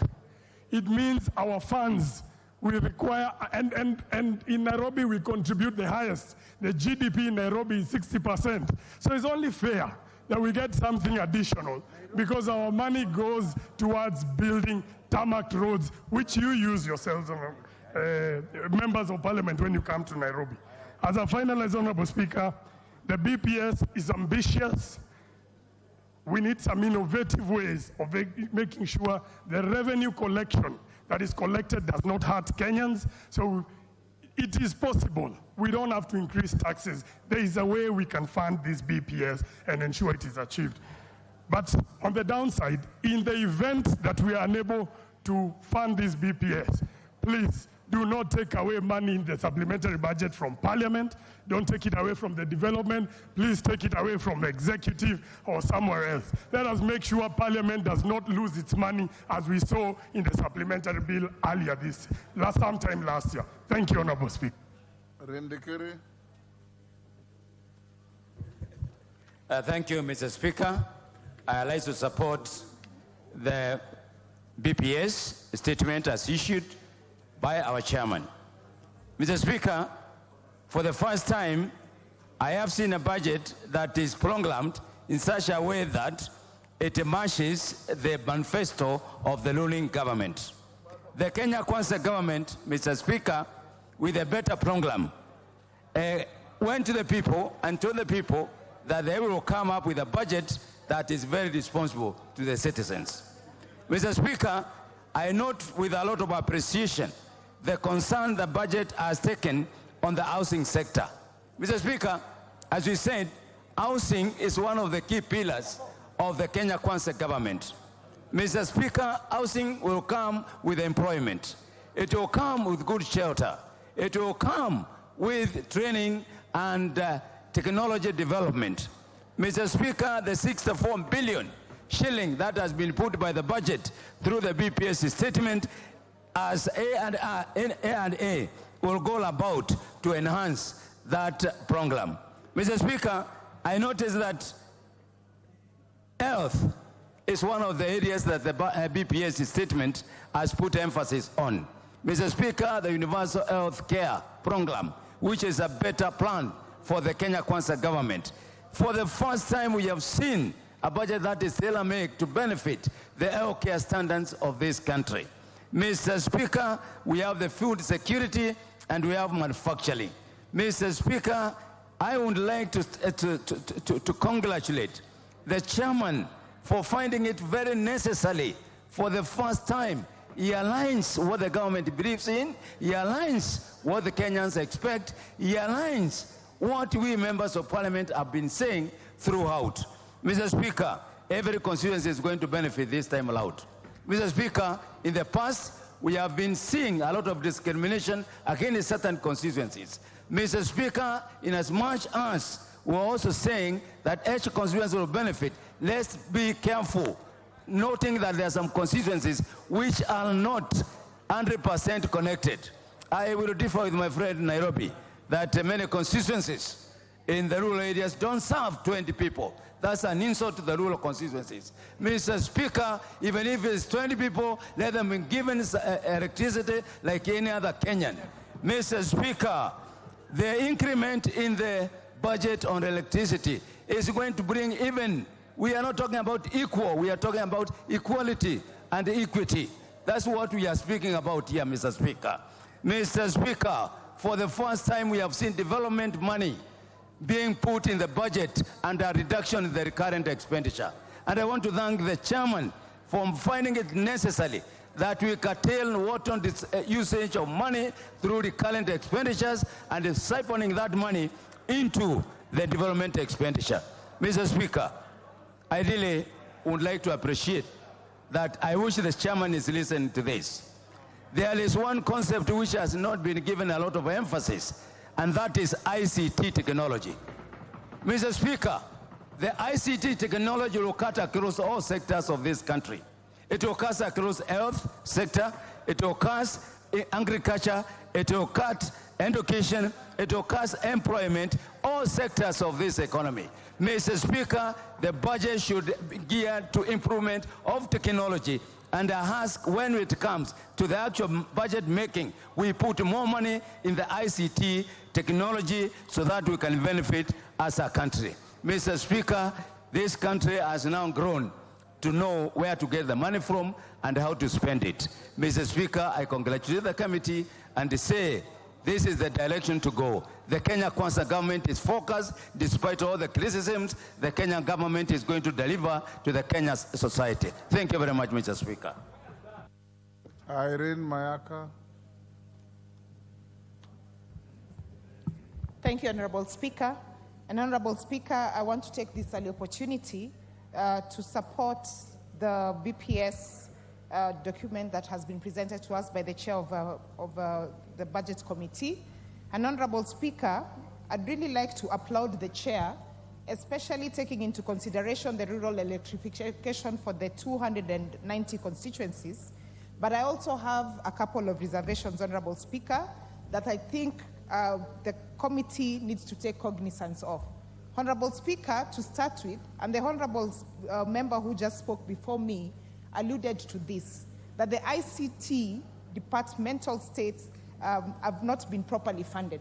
Honorable Speaker, the digital superhighway is as important as the roads infrastructure in this country. And if you are not putting enough funding into that particular space, then we are not taking into consideration the fact that as a country, we are currently in the 4th industrial revolution. Other countries are in the 5th industrial revolution. And if we don't take cognizance and ensure that we are at the same pace with other countries, then, Honorable Speaker, we will suffer. Honorable Speaker, when you look at the social protection space and the fact that the fight on GBV in this country is highly funded by donor funds. Honorable Speaker, this should be something that we worry about as a country, because if we are not protecting our women, our children adequately in terms of putting enough funding into that space and only depending on donors, then, Honorable Speaker, we don't have our priorities in the right space. Honorable Speaker, when it comes to the gender department, and in particular, the fact that there is still very poor coordination between the distribution of pads from the gender department to the 47 counties, Honorable Speaker, this is an area of a lot of concern. Honorable Speaker, the other one is in the space of labor, and when we notice that currently we don't have enough funding to the public service internship program. Honorable Speaker, we are a country that is blessed to have 78% of our population being youthful in nature. And if you're not putting enough money to ensure that our young people are properly prepared for the job market, then we are not doing any service to the population of this country. Honorable Speaker, in the sports department, we are about to host the CHAN in 2024. We are about to host the AFCON in 2027. The other day, I saw the president doing groundbreaking for a stadium that is meant to host the 2027. But I take particular concern when I note that the committee has indicated to us that they are yet to receive any comprehensive resource requirement from this particular state department. Because, Honorable Speaker, then what are we putting in terms of priority? Honorable Speaker, the other matter that really concerns me is that as at the 23rd of February, we have had 800,000 Kenyans who applied for passports, who paid fees of up to 2 billion, and yet we are told that the reason why they've not been able to receive their passports is because there's lack of booklets. Honorable Speaker, I'm wondering, this particular state department, if they are raising so much revenue from people applying for passports, why does it have to be a delay for them to receive the same passports, especially if they're raising so much money? Honorable Speaker, that does not make sense at all. Honorable Speaker, I also just want to raise a concern on the timelines that have been indicated in terms of each state department and the timelines they've been given of when they should be able to balance out the requirements that they've given, which is by June of this month. Honorable Speaker, I'll be very concerned at that particular time to see if this has actually happened. Honorable Speaker, as I finish, I also just want to raise another concern that I feel like all our state departments are acting like cost centers. We are not getting a sense of how state departments are being innovative in terms of raising on-source revenue as a country. If you're being so dependent on depending on the budget allocations that are being given, our state departments are increasingly becoming cost centers, then what are we doing as a country? What are the sources of on-source revenue that we want to look at? And finally, as I finish, I just want to also applaud the fact that an additional budget has been put for our drivers and our bodyguards, Honorable Speaker, because this usually comes back as an expense to us. And Honorable Speaker, just to tell the chair, as a future women rep, tafadhali in future, please ensure that we are not speaking about... Your time is up, Murugara. Thank you very much, Mr. Speaker. Mr. Speaker, allow me to rise and support the budget policy statement, which has been ably presented by the chairperson of the Budget and Appropriations Committee. Thank him profusely and his committee for work very well done. With such a policy, which is going to form the backbone of the budget estimates, which will be coming to this House during the month of April, to be considered the months of May and June, then definitely we are likely to spur growth of our country, both economically, socially, and other aspects.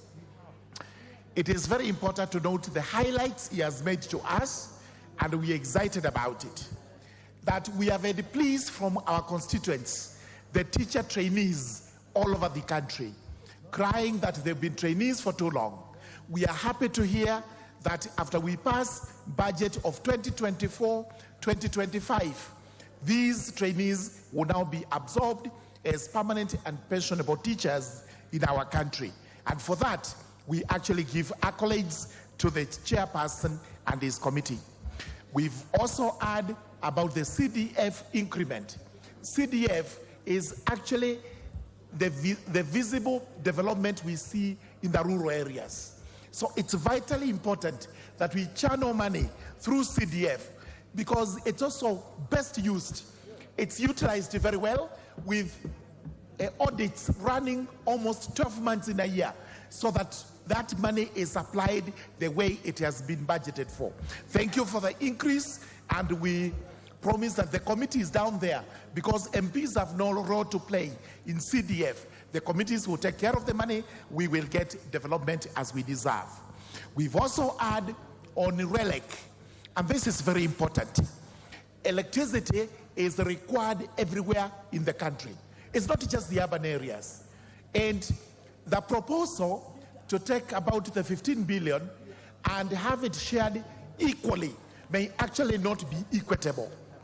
Because as we speak today, there are constituencies that are lagging behind in grid connectivity to an extent that my own constituency, Tharaka, is not more than 25%. From 2017, when it was 9.5, to now it's about 25. We are not doing well. If that is compared with possibly the Kiambu constituencies, which are now almost at 100% across, then this is not fair, it is not just. We will be making representations to the House that when it comes to the money going to RELEC, the distribution of that money must be equitable. Not equally, but equitable, so that those who are behind get more than those who are up there, who are actually enjoying almost 100% connectivity. Electricity is what we need to grow the rural constituencies, because without it, then we cannot speak of any rural development. Whatever strategy we use, whatever we try to call it, we cannot develop without electricity. More so for rural constituencies, we must be talking about water, we must be talking about roads. And when this time comes, we shall be looking. I will particularly be quite keen to see what Tharaka is getting from this budget to uplift its electricity level, road level, whatever other water level, whatever other level of development we require. Even also as we speak, this House has made several motions. It had debates in acts that we need a group of people in national government administration known as area managers.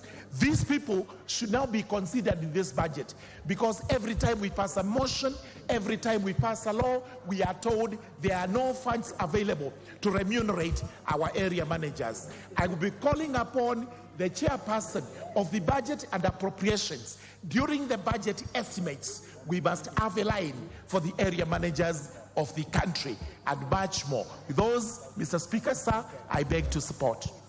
Beatrice Elachi.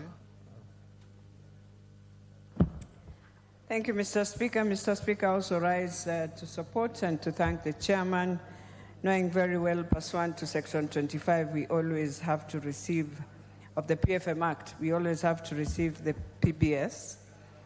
And it also sets our strategic priorities, Mr. Speaker. And when I look at it, I realize the government has set 5 core pillars in agriculture and inclusive of growth, small and micro medium enterprise, digital superhighway, creative industry, housing, and healthcare.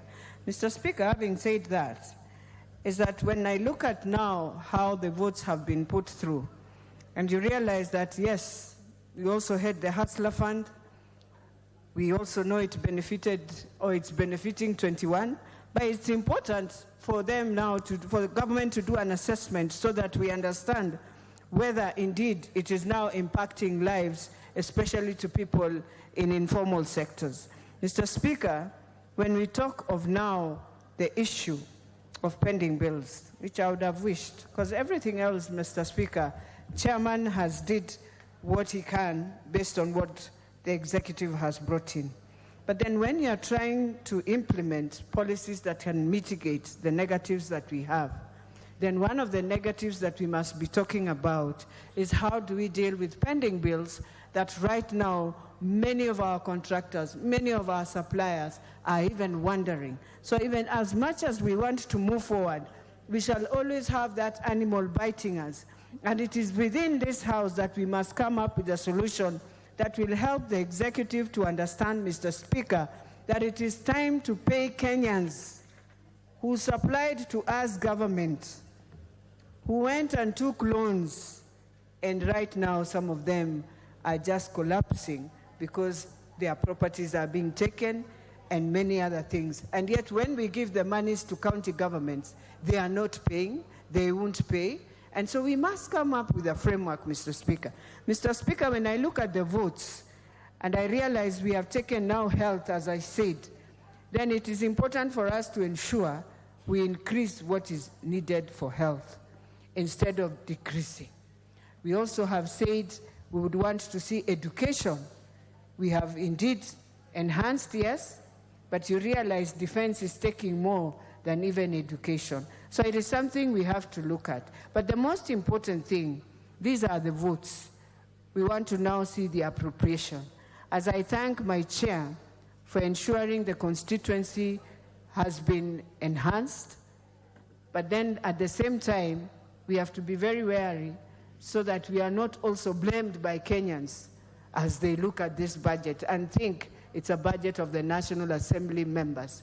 We have to ensure it is going, and we must create awareness that it is going to enhance, not because of members of National Assembly, but of course of Kenyans and the citizens. Mr. Speaker, there's one thing I want us to all of us agree, that as much as we are doing this, remember, we also need to also go back and ask ourselves, yes, I know we will come, we will discuss, but is it important for us to rethink? Can we remove taxes and increase VAT for us to see Kenyans have a breather? Because it is us. We were given this opportunity by Kenyans to deal with budgets, to deal with financials, and it is us to come up with a solution. Because right now, as much as we are doing all this, let us remember the excise duties that we have put in, even in our own offices. Right now, you find staff are crying because what they are supposed to pay for NHIF, what they are supposed to pay for even the funds that we have increased, KRA has increased, it is something we have to look at. And so, Mr. Speaker, as I support, I am saying it is important we look to all the excise duties we imposed on Kenyans so that we clean and so that when we go out there, we are not again hit again. Thank you, Mr. Speaker. Thank you. Majority Leader.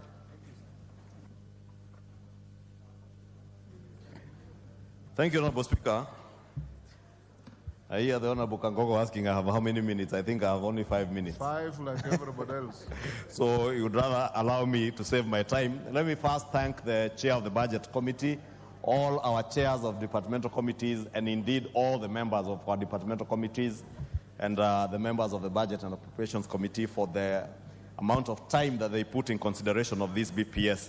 Honorable Speaker, as we all know, this BPS, once approved by the House, will now form the basis upon which the National Treasury or the government will prepare the annual estimates that are to come to the House by the end of April this year, immediately after the diarised short recess. Honorable Speaker, this being the basis of our budget estimates, Honorable Speaker, allow me to take this opportunity to urge the National Treasury to ensure that they adhere to the recommendations of the Budget and Appropriations Committee and of this House.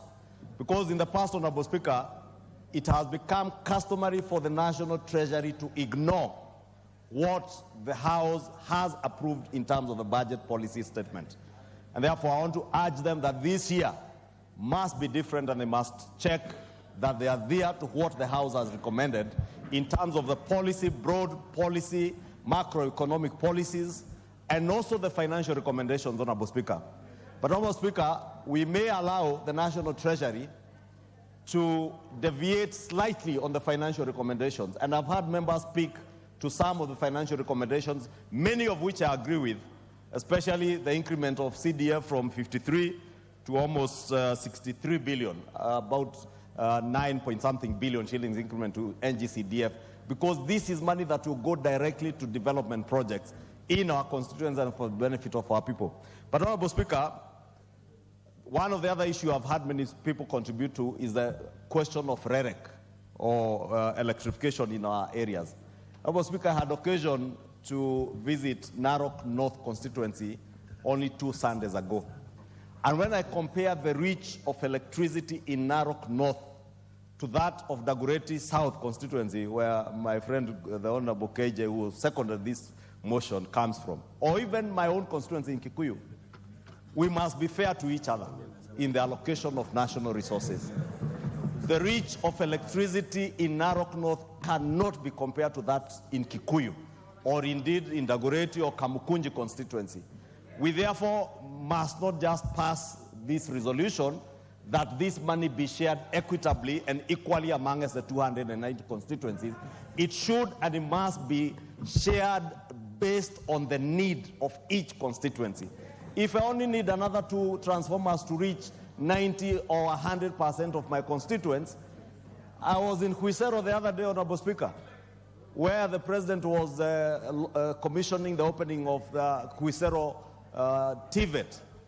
And that TVET got their first transformer the day before the President appeared there. Therefore, my TVET in Kikuyu had a transformer 10 years ago.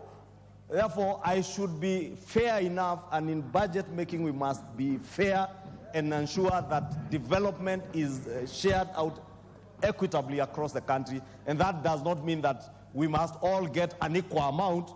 Money that I may not need in my constituency for a certain endeavor, I probably will need more money in water to reach the people in the year, but less for electricity, and allow the people of Huisero or those of Narok North, or Emengwen for that matter, the member for Emengwen says. So, Honorable Speaker, with that, I would beg that when we come to the actual budget estimates, that the Chair, Budget and Appropriations will ensure together with this committee that this money is shared in a way that it creates equity across the country, so that those who have no access to electricity first get access to electricity before we decide to share this money equitably, Honorable Speaker. Lastly, Honorable Speaker, is to urge all of us that very soon we also receive the finance bill provisions for the 24-25 year. The budget estimates in terms of expenditure projections that are contained in this budget policy statement that will feed into the budget estimates for expenditure must be financed. And the committee has noted that this will be financed. Your time is up. Give him 1 minute to finish. Honorable Speaker, I was saying the money that will be raised will come from our own revenues raised locally from taxes. And I say that because we are fond of passing things without looking at the other end of the stick. What will feed the budget estimates in terms of expenditure? It is the revenues we raise. It is loans. We were talking about the debt management yesterday in the report that we passed yesterday. We have limited our deficit to 3.9% of our GDP. For us to be able to achieve that, we must ensure that the way we support this budget policy statement, in the same vigor and same determination, we support the finance estimate, the financing of this budget that will come. Otherwise, we'll be happy that we are getting 12 billion shillings for electrification, but we are not asking ourselves, how will it be financed? It will be financed by people contributing money. Lastly, Honorable Speaker, the slum upgrading 1 billion shillings, I disagree with this particular provision by the Budget and Appropriations Committee. We now have the Housing Levy Fund once the Senate finalizes with the law. And that money, we also indicated that among the agencies to implement housing projects is a slum upgrading agency that then should be able to get money from the Housing Fund levy, not from budgetary allocations, Honorable Speaker. And I would urge that probably when we get to the annual estimates, we should be able to rectify some of these small things. With that, Honorable Speaker, I support. Nabi.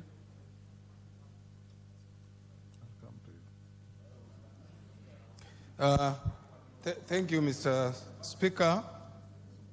I rise to support the budget policy statement as given by the Chairman Budget Committee. Mr. Speaker, I must point out that the budget policy statement is very progressive.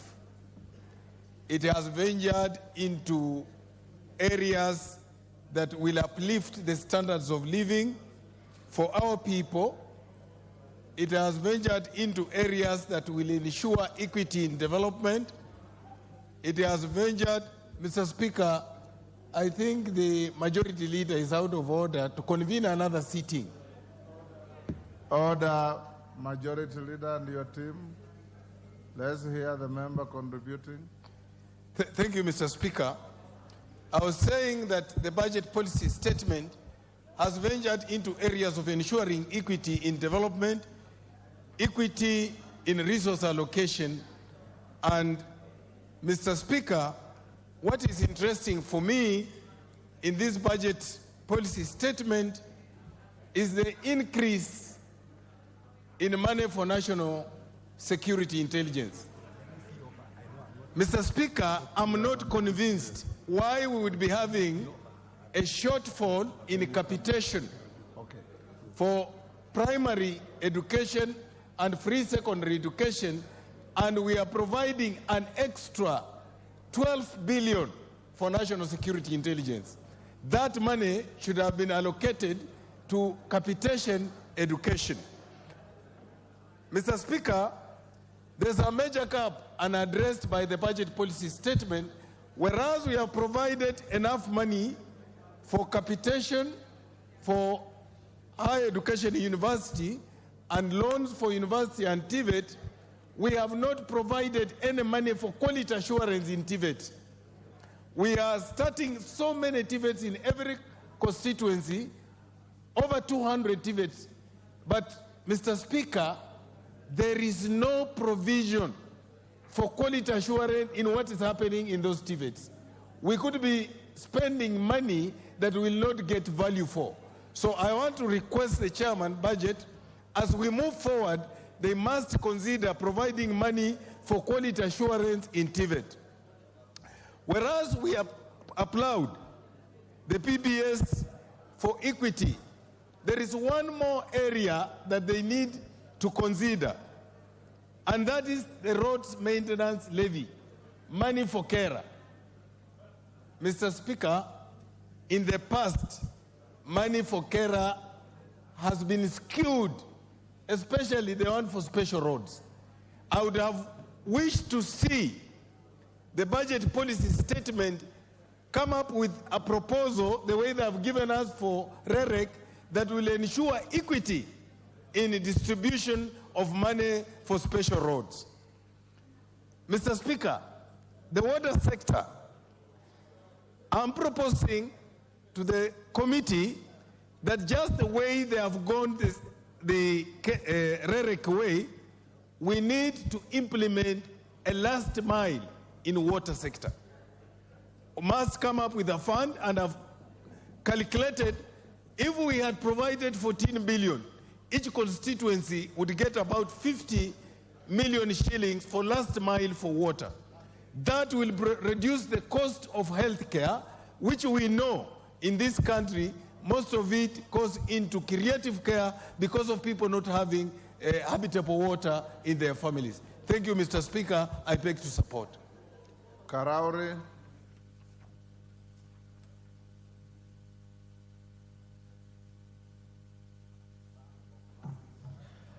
Thank you, Mr. Speaker. As I rise to support the report on the budget policy statement, let me commend the chairman. They've done an amazing job. They've taken their time to ensure that they stick to the timelines. And I must admit, the budget making process, for even today in this house, I think we are a happy lot. The extra CDF allocation is very welcome. What I beg moving forward, because I want to support some of my members of parliament who reside in Nairobi, based on our workload in terms of the population we must deal with.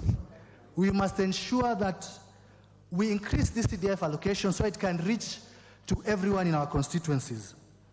There's the issue of REREC as well, which has been mentioned, and also the roads that we have in Nairobi, more especially so in my constituency. And I wish the chairman of the budget committee would visit Kasarani. For Nairobi to remain a city, there's a difference between the city and the rural areas. That is the reason why we walk outside Parliament today. We expect a tarmac road. In terms of ensuring that Nairobi remains a city, and we are proud that Nairobi is one of the best cities in Africa, let's ensure the roads in Nairobi are well taken care of. So in terms of the budget-making process, please let's allocate the remaining areas of Nairobi that still don't have tarmac roads so that we can ensure we have tarmac all over the great city of Nairobi. Again, the focus of the budget in terms of production, in terms of the agriculture sectors, housing and healthcare is very, very welcome, because that is what will propel us to where we want to go as a nation. As I also support, I would like to propose we also talk about the equalization fund in a different manner. Remember, we have a lot of slums in Nairobi. Sometimes in these slums, the quality of life is worse than people living in the rural areas. We need to see how we are going to be able to allocate more funds so that we can uplift the lives of the people living in the slums. Now, this budget policy, and I like what the Majority Leader has mentioned, it comes with a context because we have a debt. And I'm happy to see that the budget deficit will be approximately 703 billion, which means a reduction, which is very, very commendable. And with the medium-term debt management strategy, a lot of policies were mentioned there that if followed, we will definitely move to the next level. But then again, this budget policy statement comes with another context, and that is the revenue-raising measures that are yet to come. Personally, I feel like we are working backwards because we're all happy that we have money allocated to all these projects. We will be very happy to go back to our constituencies and tell them that we will have money for roads, money for electricity, money for development.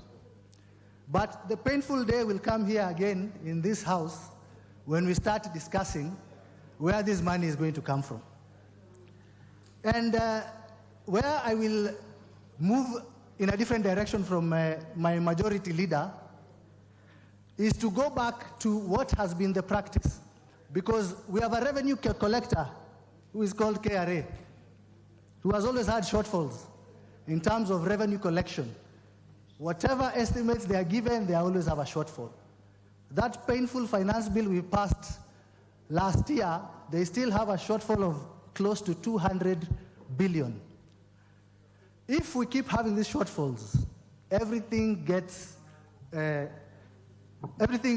shifted, because in terms of funding this budget, we are going to have a problem. I beg the chair of the budget committee, in the next budget making process, we factor in the fact that there is an amount, a percentage of money that KRA will not be able to raise, so that we can be a bit more conservative in terms of our budget making. With those few words, Mr. Speaker, I support. Chairman, Education Committee. Thank you, Mr. Speaker. Mr. Speaker, I rise to support the budget policy statement as put forward by the Chair Budget and the Budget Committee. Honorable Speaker, I want to laud this particular report because it has actually tried to look into the issues that are going to underpin the estimates, and at the same time, it gives out very clear programs and policies that the finance or the estimates will be based on. Honorable Speaker, a number of issues are very clear on this, especially on free education. Free day secondary school, a free primary education. These two policies are very important and dear to this government, and more specifically to Kenyans. However, we have a lot of shortage, especially in JSS, or the junior secondary school. We also have shortage in university funding, especially on the new funding formula. We also have a number of shortages, even in free-day secondary education. The total shortage in that particular area, and which I want to thank the chair because they went ahead and added an additional 10 billion shillings. is amounting to almost 50 billion shillings. That in itself is a testament that the committee and the chair has seized of the matter. As a policy and a program, I want to ask the committee to make sure that as much the government is pumping in a lot of money into education, we need to put a lot of money in there to monitor and to evaluate to make sure that the monies that we give in infrastructure, in capitation, both in TVET, all the way to universities, are well monitored so that we have value for this particular resource. Honorable Speaker, in other areas that the committee has done very well is especially on electricity. And I want to say the majority leader has shown us the way. That this budget is for the equity of Kenyans. This budget is to ensure that the rural areas and other parts of this country have electricity or connected to power. And in fact, this is what the manifesto of the Kenya Kwanza put forward very clearly, that the government is for all and for every other Kenyan. The fact that they are putting in 50 million per constituency is a very, very important thing, Mr. Speaker. And I want to say that even in water, and I want the chair budget to listen to this and the House, as we try to give money in CDF to every constituency, electricity to every constituency, let's also budget the money for water for every constituency, so that now the resources will reach every home and every place in this particular part of the world. We also have another very important issue on ICT and technology. Madam Speaker, ICT is the in thing as we speak today. A lot of money is earned by the youth by use of technology.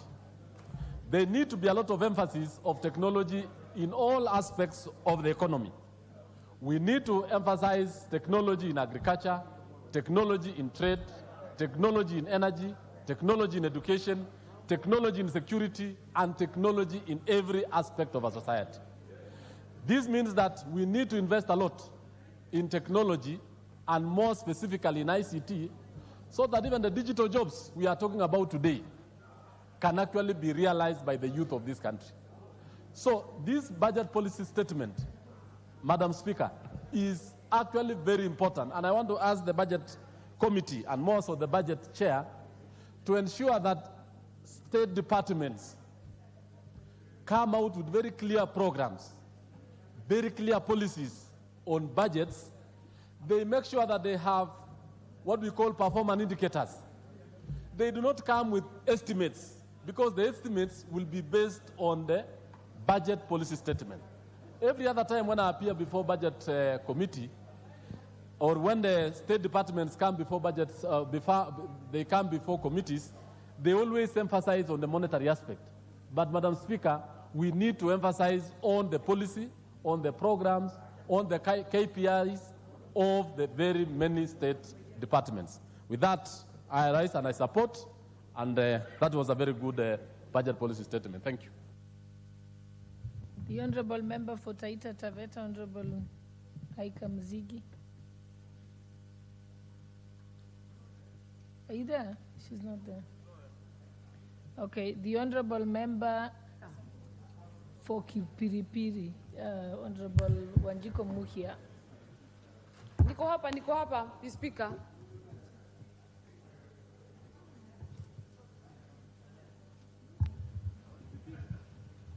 Niko hapa, Speaker.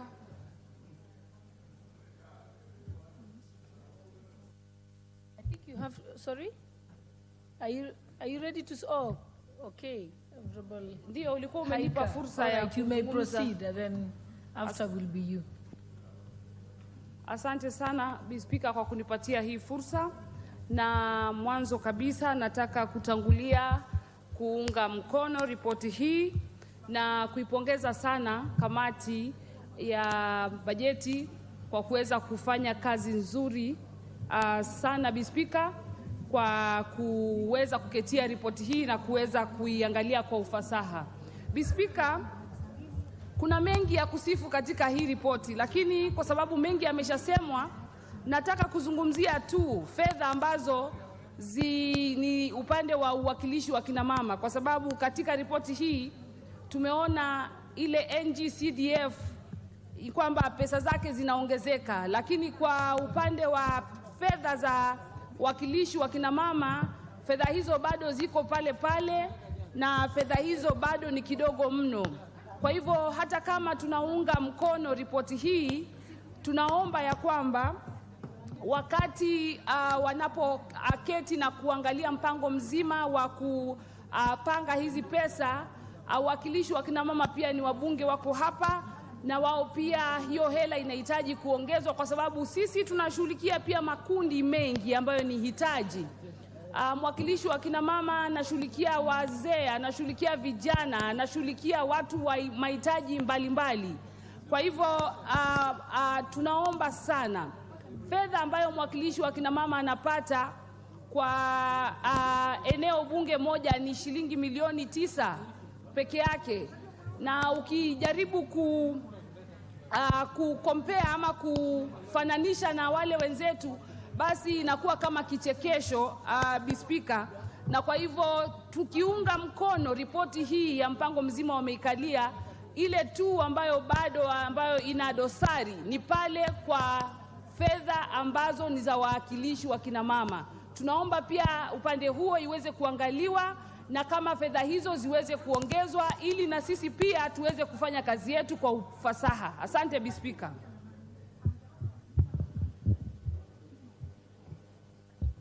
The Honorable Member for Busia County, Honorable oh, sorry. You go first. Okay.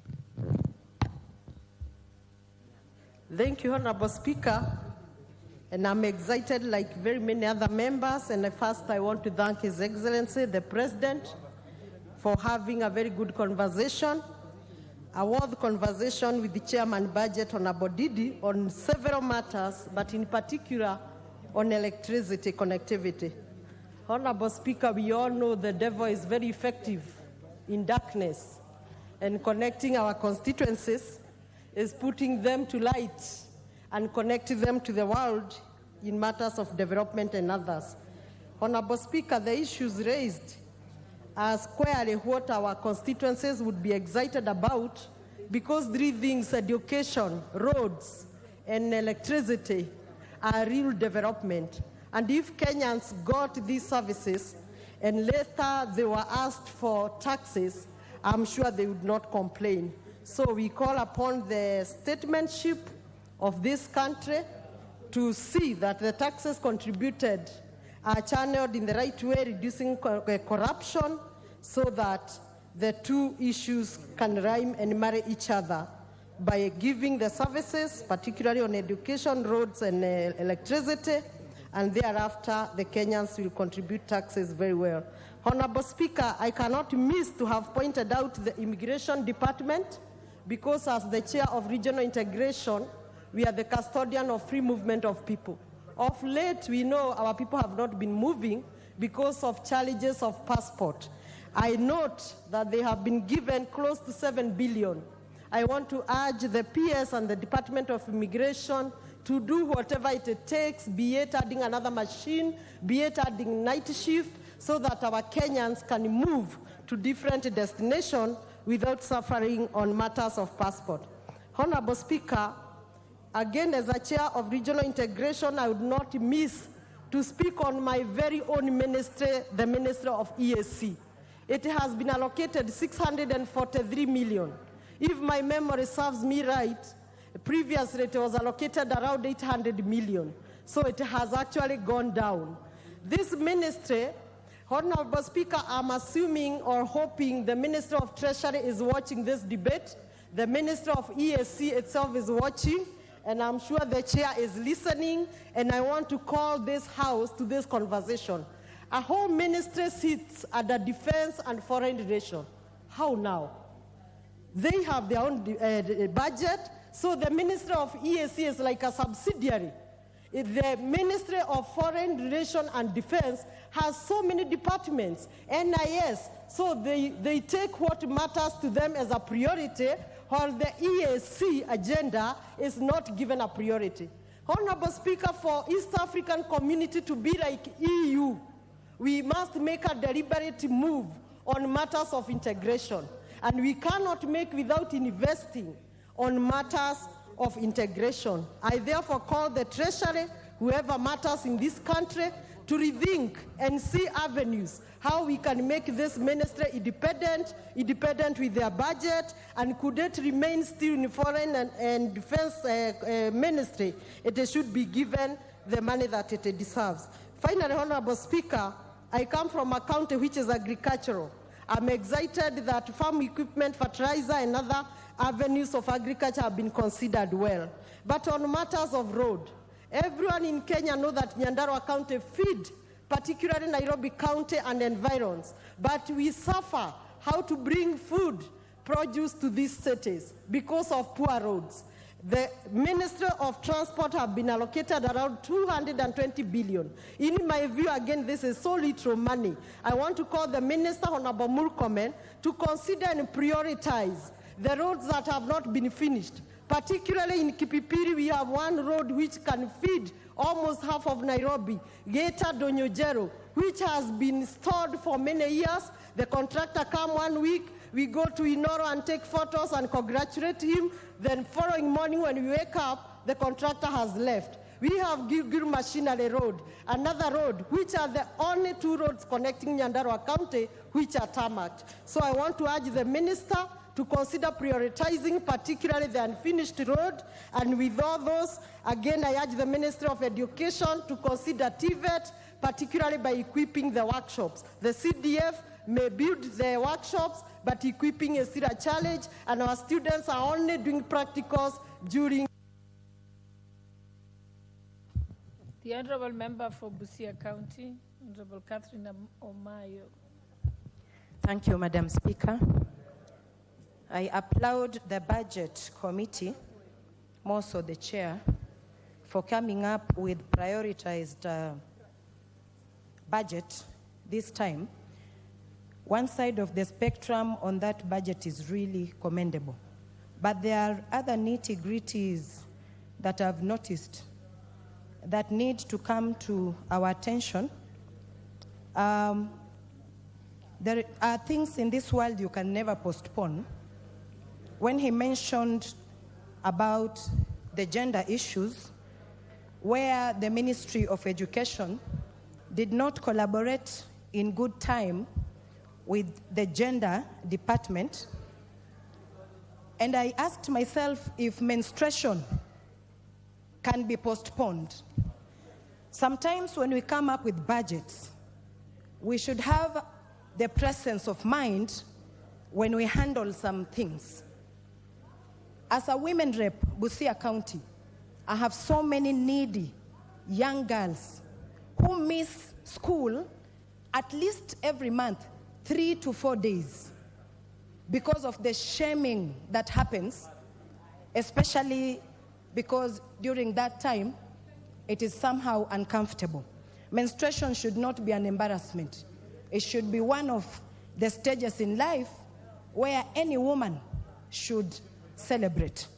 So we have so many other good allocations that I've listened to and I smiled, like the money that is allocated to handle emergencies. I just hope this time that all the dimes, all the shilling, every shilling will go to real, actual emergency. For example, last year, towards the end of last year, my people in a village called Kakurikit experienced El Nino. They lost their homes, they lost their animals, they were unsettled. Most of them, as I speak now, nothing from national level has reached them because this allocation that goes to emergency takes a lot of time, or sometimes it goes to maybe a person who is known well to that department. But I think all Kenyans deserve to be reached when such situations happen. We have this allocation that keeps going to dirt roads or maram roads. In the long run, if we were to tarmac all roads in Kenya, we will save a lot. than digging these roads in the villages, these roads, even in Nairobi, we keep digging them and covering with soil so that when rains come again, we uncover and cover. Can't we also just think, because Kenya has reached a level where we are no longer kids? The countries that are growing in East and Central Africa are looking upon us. So I think we should not be digging this, I call them dirt road, because hizo njia zina uchafu. We should tarmac roads, even if we start with few, but as we keep tarmacking, Kenya will reach a place where we are now among the developed nations. We also have these teachers who are suffering, especially in Budalangi, in Busia County. They have been getting hardship allowance, but somehow it has been stopped. Anybody being thrown to Marsabit or Marakwet in Budalangi faces challenges beyond measure. So if this hardship allowance has been stopped, it makes such people to suffer double, because how can a teacher like that even invest in a child, giving their best to teach and prepare this young leader, and they are stressed themselves. So this budget is good, but on the other side of the spectrum, we need to use that money properly. Thank you, Madam Speaker. Sugar bill. I forgot sugar bill. Sugar. I still have 1 minute. People who come from Western, that money that the budget committee has allocated to sugar industry is not enough. Next time, kindly double it. Thank you, Madam Speaker. The Honorable Sirma, Member Chairperson, CDF. Thank you, Madam Speaker.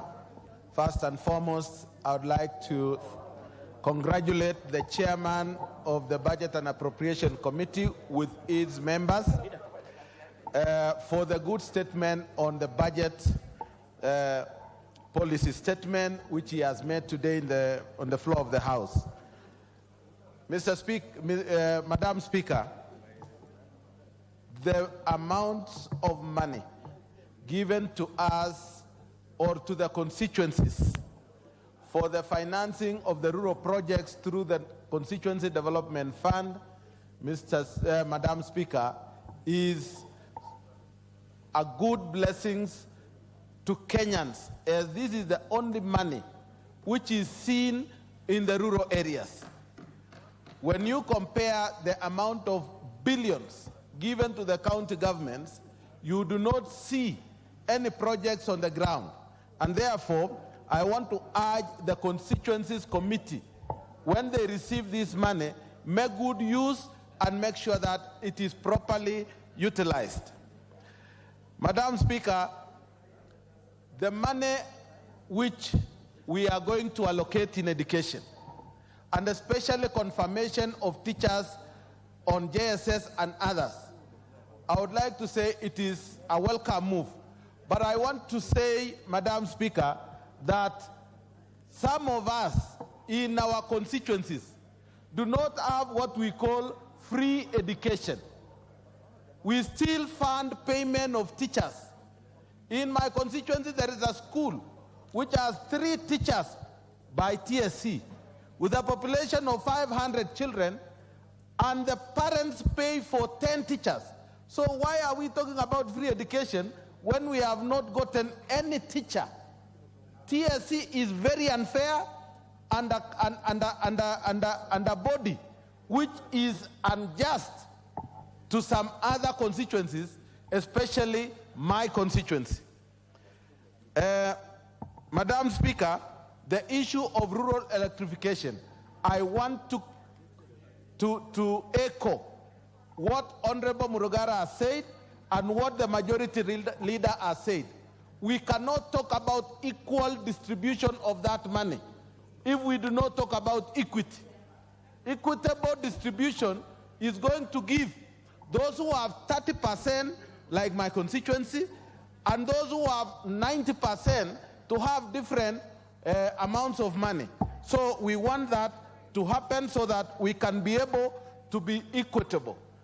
Baringo County was left out in the distribution of donor funds for electrification in this country. Why, I do not know.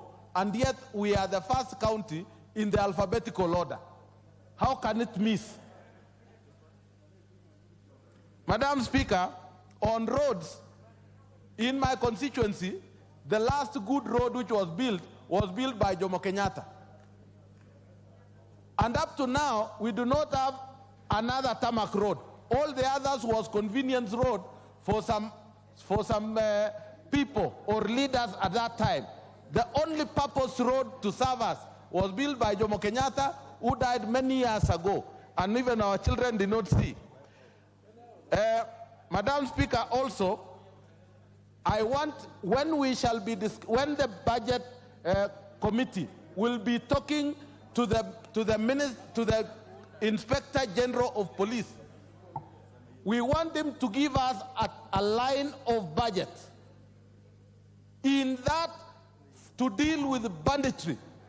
We must have a line or a vote for dealing with bandits in our constituencies, because banditry has become a destroyer of lives and a destroyer of our future children who have been put into that.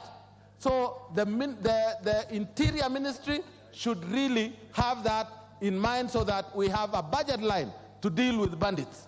Thank you, Madam Speaker. The Honorable Bensouda.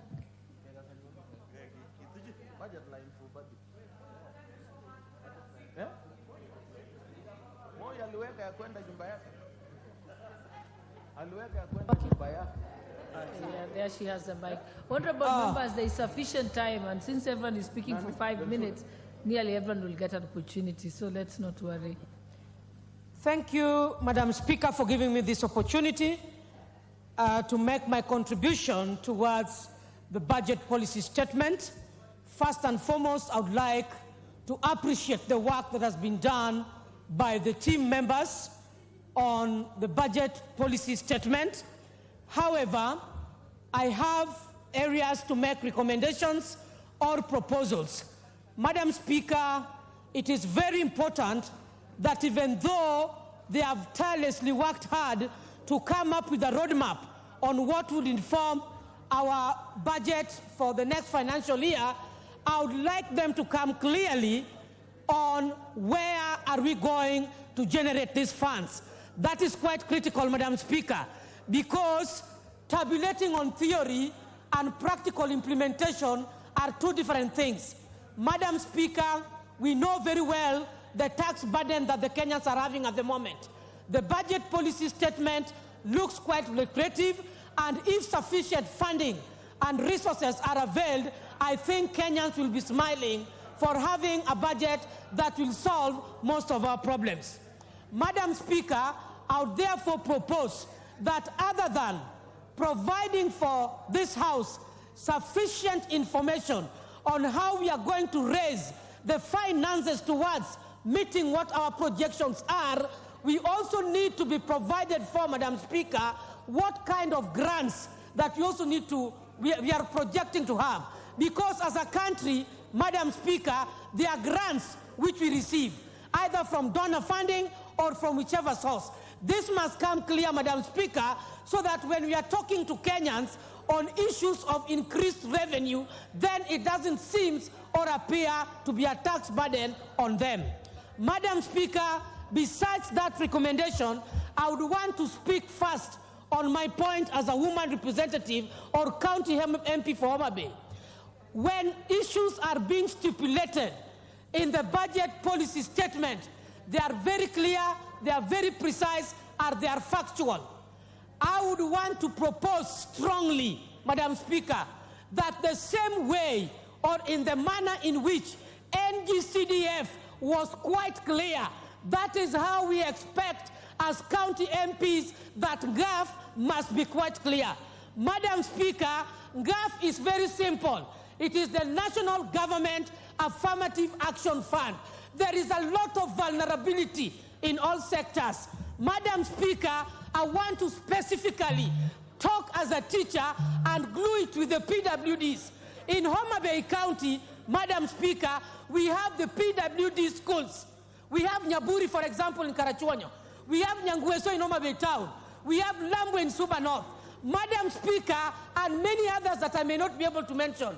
When you look at the PWDs in those institutions, we realize that they need to be fully represented in terms of the schools' infrastructural facilities, in terms of food and security for these schools. At times, some of them, when you visit them, you realize, Madam Speaker, that the children are suffering. Themselves, they're in a vulnerable state. Madam Speaker, I therefore say that when we are talking about the NGAF funding, we are representing vulnerable communities. And so I would strongly urge that when we are making proposals in budget policy statement, I consulted with the chair for this, and he has advised, Madam Speaker, we do not want to be a story, we do not want to be an engagement with the president, we want actual facts on paper in this budget policy statement. Madam Speaker, my second contribution is on health.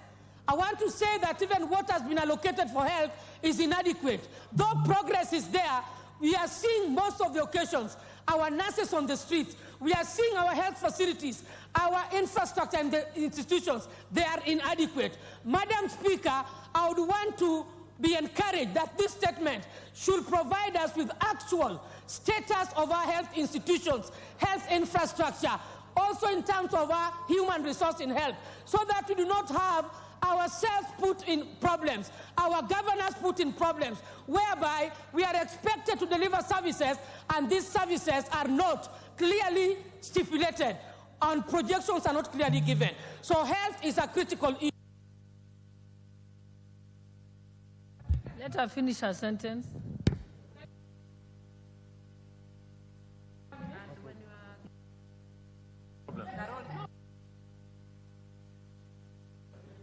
Thank you, Madam Speaker, for 1 minute that you've given me.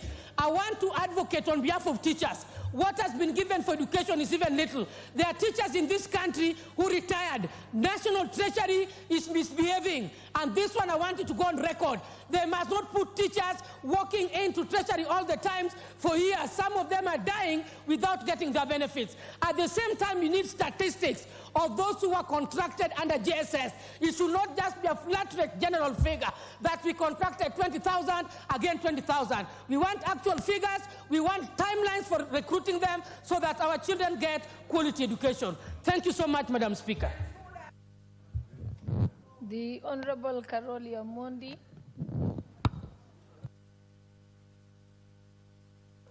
Thank you very much, Madam Speaker. I had to cede that 1 minute to my dear sister, otherwise the consequences may be grave when we go back to Homa Bay County. But I will try and summarize my points because of the the heavy interest people have in this particular agenda item. I rise to support the budget policy statement, but I have some some observations I would like to make that probably would enrich the future budget policy statements from Treasury and also the work of the Budget Committee. I've looked at the report, and in particular, page 8, where we are talking about the stability of the macroeconomic situation. When you look at this report, it is so heavy on allocation of resources and, of course, tax revenue raising measures. But that is not the totality of how you run an economy. I think a budget policy statement should clearly provide specific interventions or measures that will deal with the challenges that the economy is facing, which I find to be very short, both from the document from Treasury as well as this report. In particular, Madam Speaker, I would have wanted to see more macroeconomic targets, interventions, and timeframes for their implementation. We are running a very huge budget deficit based on historical factors. Yet, when I look at this report, I do not see specific measures for expenditure rationalization. I do not see strong measures for spending cuts. We have experienced a spike in interest rates, standing today at about 26%, which is too heavy for the private sector, especially when we think of creating jobs and when we think of the political risks as well as commercial risks that are normally priced into our transactions. This, at 26%, the interest rate is too heavy. Yet, I do not see in this report, neither did I see it from what was presented from Treasury, a glide path as to how we intend to lower our interest rates. Madam Speaker, we have experienced very serious exchange rate instability over the last few months. Yet in this report, I also do not see interventions, macroeconomic interventions, that will stabilize the exchange rate, that will create a balance between the interest of importers and exporters. The same applies to the inflation rate. You only see two casual mention of the growth rate on page 8 and some aspects of inflation, but not the totality of inflation. I think we need to do more.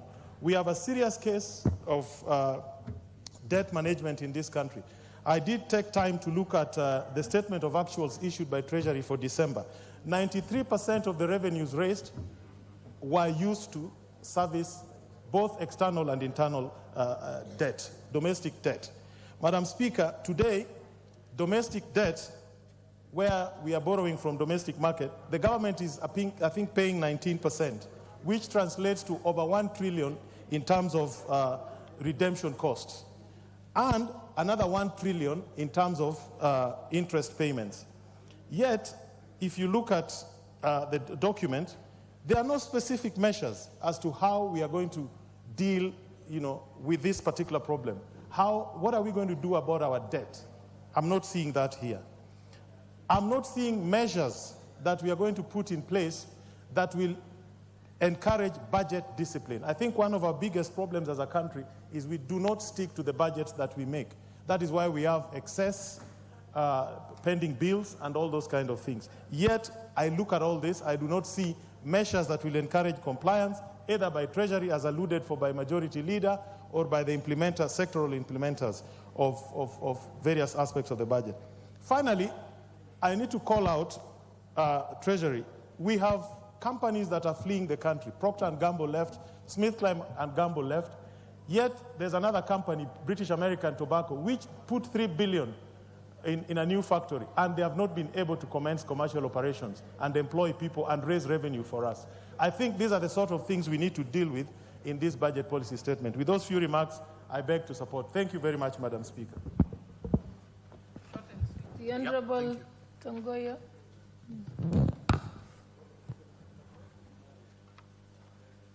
Give me the mic. Thank you, Honorable Speaker. Honorable Speaker, I rise to support the BPS 2024 as tabled by the leader, by the Chair, Budget and Appropriation Committee. And Speaker, I want first of all to really commend a good job done by the Chair and his committee for working around the clock to ensure that the report is tabled timely before this House. Madam Speaker, looking into the BPS, you can able to appreciate that the Kenya government, the Kenya Kwanza government had truly lived true to their manifesto, where the budget and the BPS, the policy, is actually Wanjiko centered. It actually structured in a manner that it is actually a value chain kind of a budget which aim to bring and grow the economy from bottom up. And we want really to commend for that. I want also, Madam Speaker, to take this opportunity to really appreciate all committees and their chairs for putting a lot of time and commitment looking through and engaging the state departments under their purview to ensure that the BPS, as presented by the National Treasury, be able to meet the timelines. Madam Speaker, looking into the BPS, we have to appreciate that there is a lot of focus put into very critical sectors, Madam Speaker. This is to include agriculture, health, transport, energy, and more other very critical sectors of the economy. Madam Speaker, as a country, when the Kenya Kwanza government came into power, they changed the policy where the subsidy actually was removed from consumption to production. And we appreciated a huge bumper harvest when, of course, the farmers of this country got fertilizer subsidies And we could see from the BPS that the ministry is still geared to continue following the same. And we want really to commend for that. Madam Speaker, I want also to really appreciate, looking into the BPS, there is money allocated to kickstart again the issue of equalization. We all know the history of equalization, especially majority of us who come from pastoralist and marginalized communities. For the last 4 or so years, this money has never been received. And we could be able to see from the BPS that there is a 7.4 billion allocated for the same. And it is something that's very much commendable, Madam Speaker. More importantly, Madam Speaker, I want really now to focus into the area of security.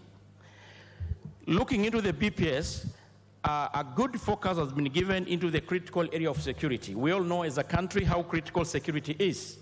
There will be no meaningful development whatsoever if the areas and matter security has not been addressed.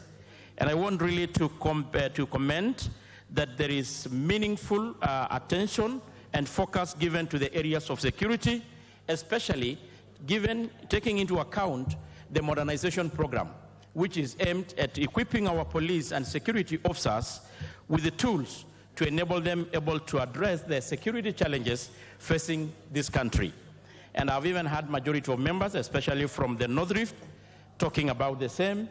And I can see Mheshimiwa Maklab actually giving a lot of emphasis on the issue of our security operation in North Rift. Madam Speaker, from the BPS, for the last 2 years or so, we have not had the recruitment of the police officers. In this BPS, there's been a consideration to recruit 5,000 of them, which will go a long way to really help this country able to tackle the insecurity issues. Madam Speaker, with still consideration of the same, I want to pinpoint a few gaps. Looking into the ceilings given by the National Treasury, there are critical areas, Madam Speaker, that are really, we thought as a committee, that needed to have been really given a more critical consideration. To mention just a few, Just 1 minute. Madam Speaker, I've just mentioned that despite the allocation of a not really fairly bad allocation, the matters to do with the the government printer is a very critical institution that if it's not really considered more, it may actually collapse. And this is where even the bills we are using this house, the logbooks, the titles, this is where these things are printed. Madam Speaker, let me talk about the issue of passport. Majority of members in this house have raised the same issue. We all know that there is a critical problem on the issue of passport, and it's true. As we talk, 800,000 Kenyans are in the waiting list, having applied their passports, but they have not received. The big problem is that, Madam Speaker, and we proposed as a committee, that this State Department should be given around 5 billion, so that the money they collect resulting from the selling of this very important document, they can recoup and they can able to buy the equipment so that Kenyans cannot wait for too long without getting such critical documents. Lastly, Madam Speaker, I think there is also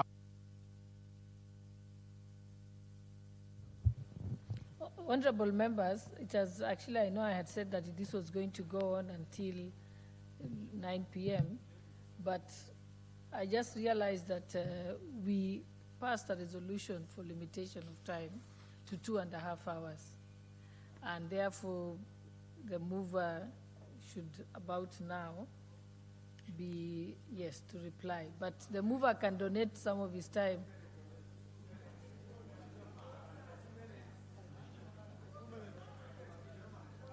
It's 5:14 now, and no, it's okay. It's 5:14. It's supposed to end at 5:24. So Thank you. Thank you very much. On how many minutes to reply, Honorable Speaker? Yes, and I would ask for you to donate your time to Mwashako. How many minutes? 10.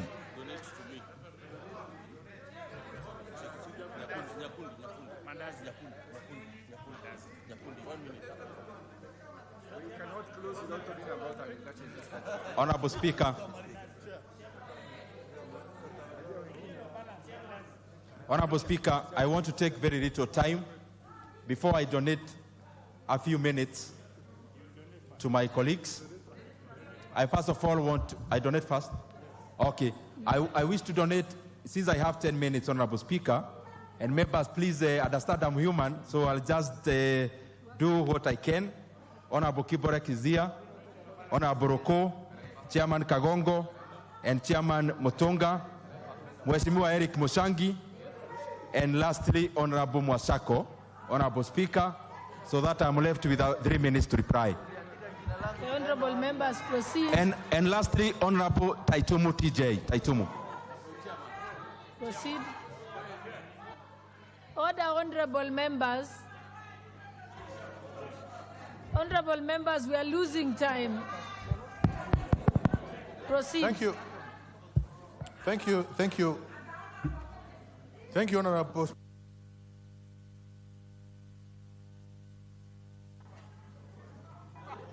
Proceed. Thank you, Madam Speaker. I want to thank the Chair for donating this time to me, and I want to thank the Chair and the Budget Committee on commendable work they did. Madam Speaker, mine is to echo on the JSS.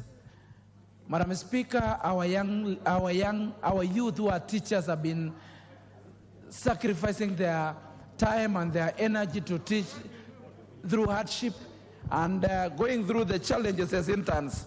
And I want to say that this time that they should be observed and they should be paid on a permanent and pensionable terms for our JSS teachers to be able to serve and to be able to serve as teachers who are equally paid and equally enjoying the challenges like any other teacher, Madam Speaker. Madam Speaker, we want to ask you also for more teachers to be employed to be able to reduce the teacher-student ratio. Given that our JSS and CBC still has some challenges, we need to echo that more should be employed to be able to serve our students and our pupils. Madam Speaker, I want to thank the committee, the Budget Committee on the REREC and the rural electricity, and want to appreciate that our constituents have been suffering from the challenge and the lack of electricity. We want to commend them and we want to ask them to put more money on the rural electricity. Thank you. Okay, the Honorable Mwashako. No, it's okay. I don't have to follow that list as long as everyone speaks.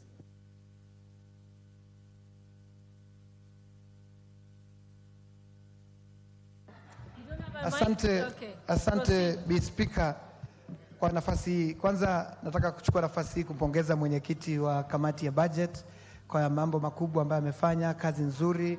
Ndani ya wiki mbili tuko na ripoti ambayo tunazungumzia. Mheshimiwa Speaker, nataka kuongea juu ya mambo matatu kwa haraka kwa sababu ya saa. La kwanza, Mheshimiwa Speaker, niunge mkono ripoti hii kwa sababu imeangazia masuala muhimu katika nchi yetu ya Kenya. Mheshimiwa Speaker, sote ambao tunaishi ndani ya Kenya tuko na ni haki yetu kupata mafanikio ya maendeleo katika kila sehemu ya Kenya. Katika nchi yetu ya Kenya, Mheshimiwa Speaker, kuna maeneo mengi ambayo yamepata kufaidika zaidi na mfumo wa serikali uliokuwemo kutoka wakati wa uhuru na mpaka sasa. Mheshimiwa Speaker, naongea Mheshimiwa Speaker, jambo ambalo limenitia moyo sana kwa ripoti hii ni masuala kuhusu mambo ya pesa ya stima. Mheshimiwa Speaker, stima kule tunakotoka wengine wetu ni watu wachache mno ambao wako na stima. Leo hii Mheshimiwa Speaker, ukienda maeneo ya kule Taita Taveta, kuna sehemu ya kule ukianza na kule Taveta, uje Voi, uje Mwatate na uje Undanyi, Mheshimiwa Speaker, utapata sehemu chache sana ziko na stima. Lakini ripoti hii imesema kwamba tuweke milioni 50 kwa kila eneo bunge ili kila Mkenya aunganishwe na stima. Mheshimiwa Speaker, nina uhakika kwamba swala hili ni la muhimu. La mwisho,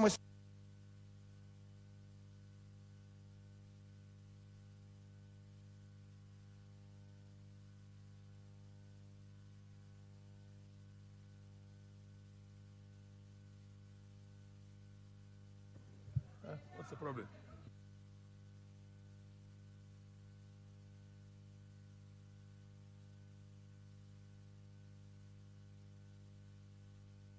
Order, honorable members. The Honorable Kangogo, followed by Honorable Muchangi.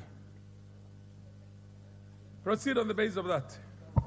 Thank you, Honorable Speaker. Honorable Speaker, I want to commend the Budget and Appropriations Committee, Honorable Chair, because of the job well done. Yes, what's your point of order? What's your point of order, the Honorable? Thank you, Mr. Speaker. Mr. Speaker, the donation by my chairman of budget is very unconstitutional. He has given 10 men the chance to contribute to his donated 10. So I want to request that you use standing order number 1 and use your discretion to award one member the balance, and that member should be me as the senior one. Thank you. Proceed. Mr. Speaker, I think I'm not going to lose my minutes. Honorable Speaker, I want to appreciate the committee because of the good job they have done, especially in allocation of critical areas, Honorable Speaker. Mr. Speaker, I want to start with first the allocation to REDEC to make sure that the last mile connectivity in our constituencies or across the country, Honorable Speaker. Mr. Speaker, equally the way electricity is very important across the country, Honorable Speaker, I would want also the Honorable Chair and the budget together with this House, Honorable Speaker, that we also allocate money for water in every constituency in this country, Honorable Speaker. Mr. Speaker, I want to thank the Honorable Chair and the committee also because of what they have given, Mr. Speaker, to the Ministry of Health to roll out the universal health coverage, Honorable Speaker, and also to the Ministry of Education to make sure that our young men and women who are in university, Honorable Speaker, they get a good amount of money because of scholarships. Mr. Speaker, the issue of insecurity, Mr. Speaker, though there is an enhancement in the budget of security, Mr. Speaker,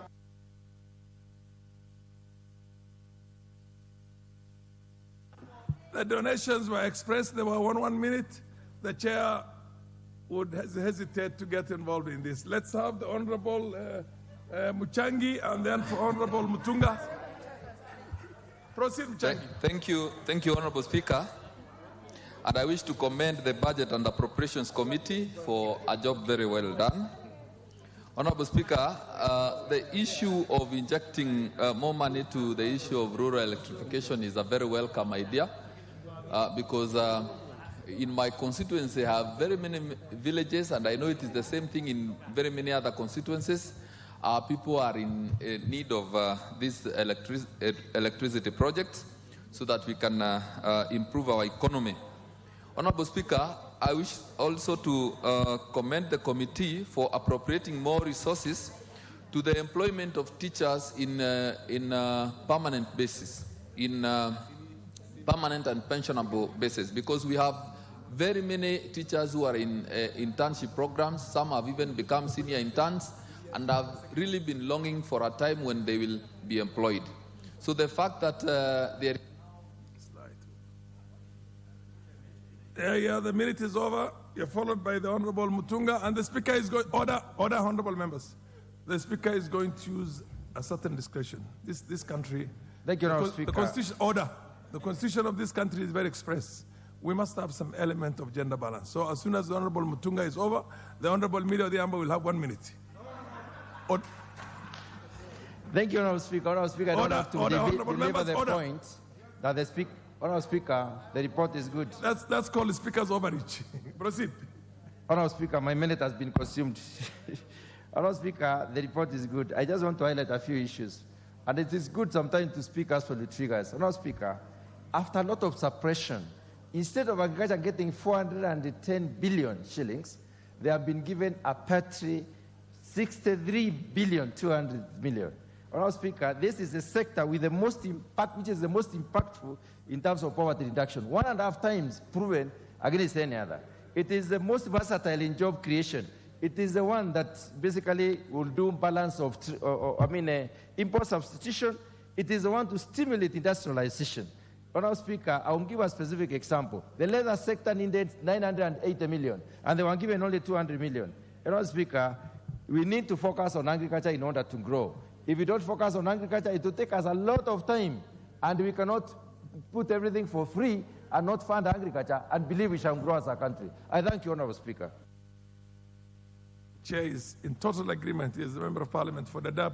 I don't have that opportunity, but if I had the opportunity, I would have also agreed with you. The Honorable Emilio Diambo. Thank you, Mr. Speaker, for exercising that discretion and respecting the Constitution. In 1 minute, Mr. Speaker, I want to say that I agree with the committee on the issue of passports, ID, and birth certificates. Kenyans are suffering. This issue must be addressed. Secondly, Mr. Speaker, I agree with the committee on the issue of gender responsiveness, but it should be situated in departments, not with the CS of Treasury.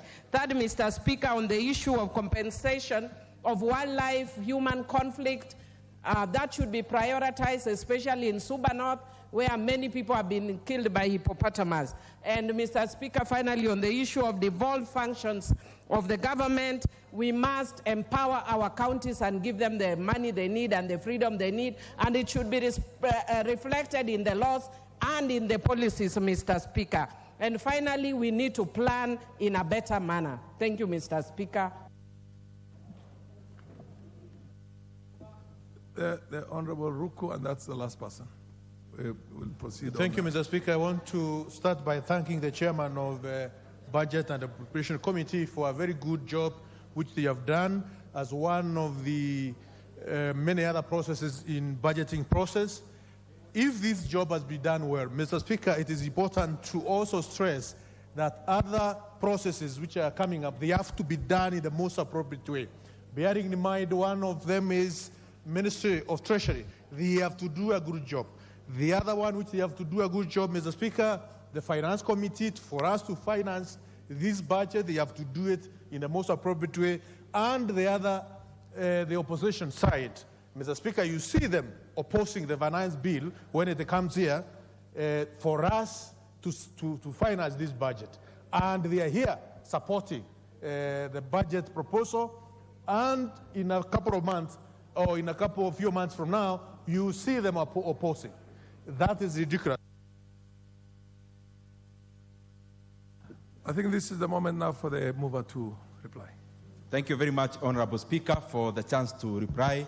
I want to thank all the contributors, starting with the first one who contributed, Honorable Makilap, very intelligent member of Parliament for Baringo North, just like all the others who contributed. I also thank all the committee members and the departmental chairs, and also our staff from the Parliamentary Budget Office. I can see them here, Dan Kachumbo, Julie, I can see you, and also Dr. Abel. They have been very instrumental towards this process up to completion.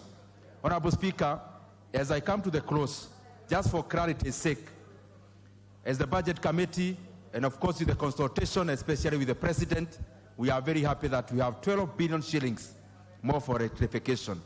Honorable Speaker, we thought it is not our domain as the Budget Committee to know how it will be shared, and therefore it's upon our members to decide. Ours was just a proposal that we equally divide a portion of it. However, there is another budget of 6.5 billion that is being left without over and above the equally distributed. And therefore that budget would go now into balancing areas that has got a low rectification, Honorable Speaker. The other issue that is very important, we have added Kenya shillings 3.2 billion into Immigration Department because we have a lot of opportunities outside the country, and we need Kenyans, and especially those who are taking advantage of those opportunities to get their passports in a timely manner and more efficiently, Honorable Speaker. I have had issues around pension. We have allocated 184 billion shillings towards a pension, Honorable Speaker, and in our recommendations, we have tasked the National Treasury to make the department that had those pensions to be more efficient. We do not want to see teachers and all the other civil servants queuing for long hours, going for what is actually right for the years, because they already contributed towards that pension. Honorable Speaker, I am very grateful to everyone. There is a lot more that we were able to do, but I highlighted when we were starting But of course, the highlight is the fifth. Actually, the amount I talked about going to REREC. If you divide the 14.5 billion that will go to specific constituencies, every constituency represented here will get 50 million more for electricity. It is the member of parliament to submit the list. It is the member of parliament to know the priority areas. It is the member of parliament to oversight.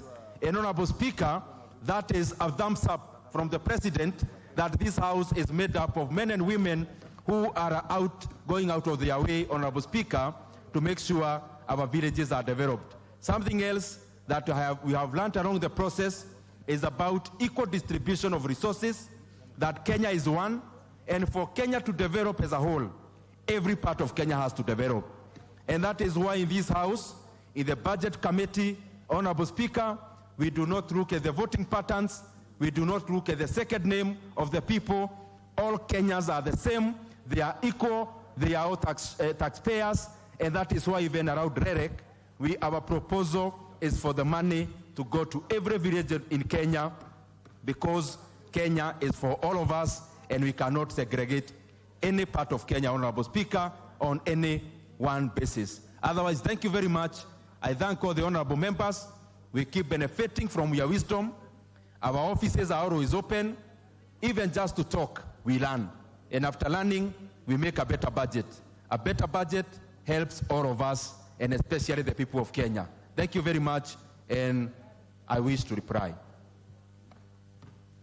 Fair enough. The chair is not going to put the question. The question will be put in the next session. Next order.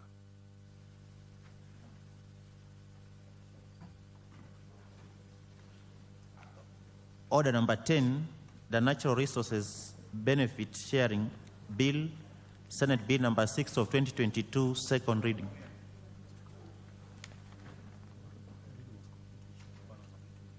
You have eight minutes more. The Honorable Miro Diambo, I'm made to understand you still have 8 minutes more. Proceed. Mr. Speaker, for giving me the opportunity yet again. And just want to reiterate that I couldn't say within 1 minute that I was grateful that you recognize that there are women also in this House. I know that sometimes men don't notice us, but I do want to thank you for giving me that opportunity. Mr. Speaker, I just want to say that I'd commenced my discussions around this bill, and I'd wanted to give specific recommendations for amendments in the bill.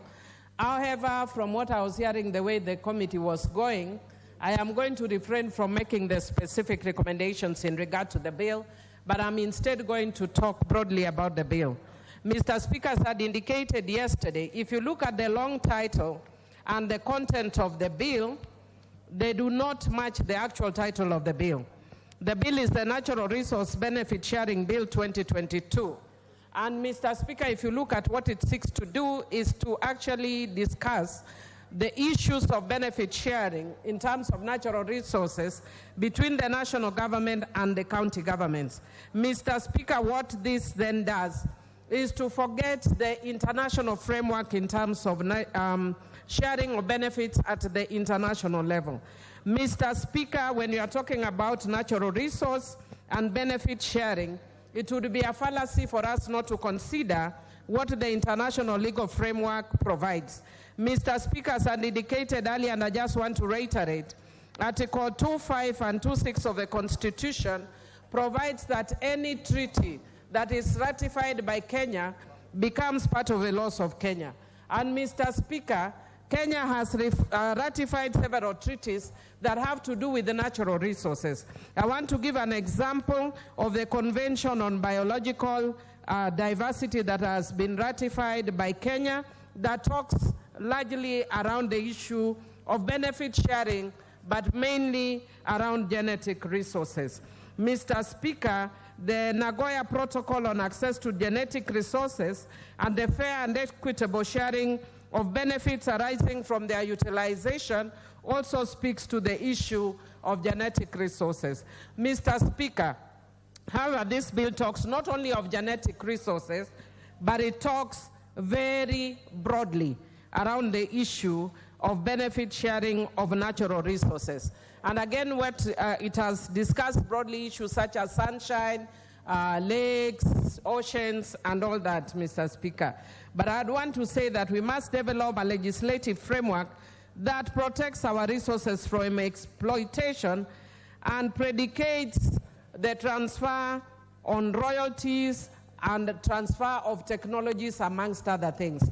Mr. Speaker, I'm not too sure whether the person who sponsored this bill is aware of that framework, Mr. Speaker.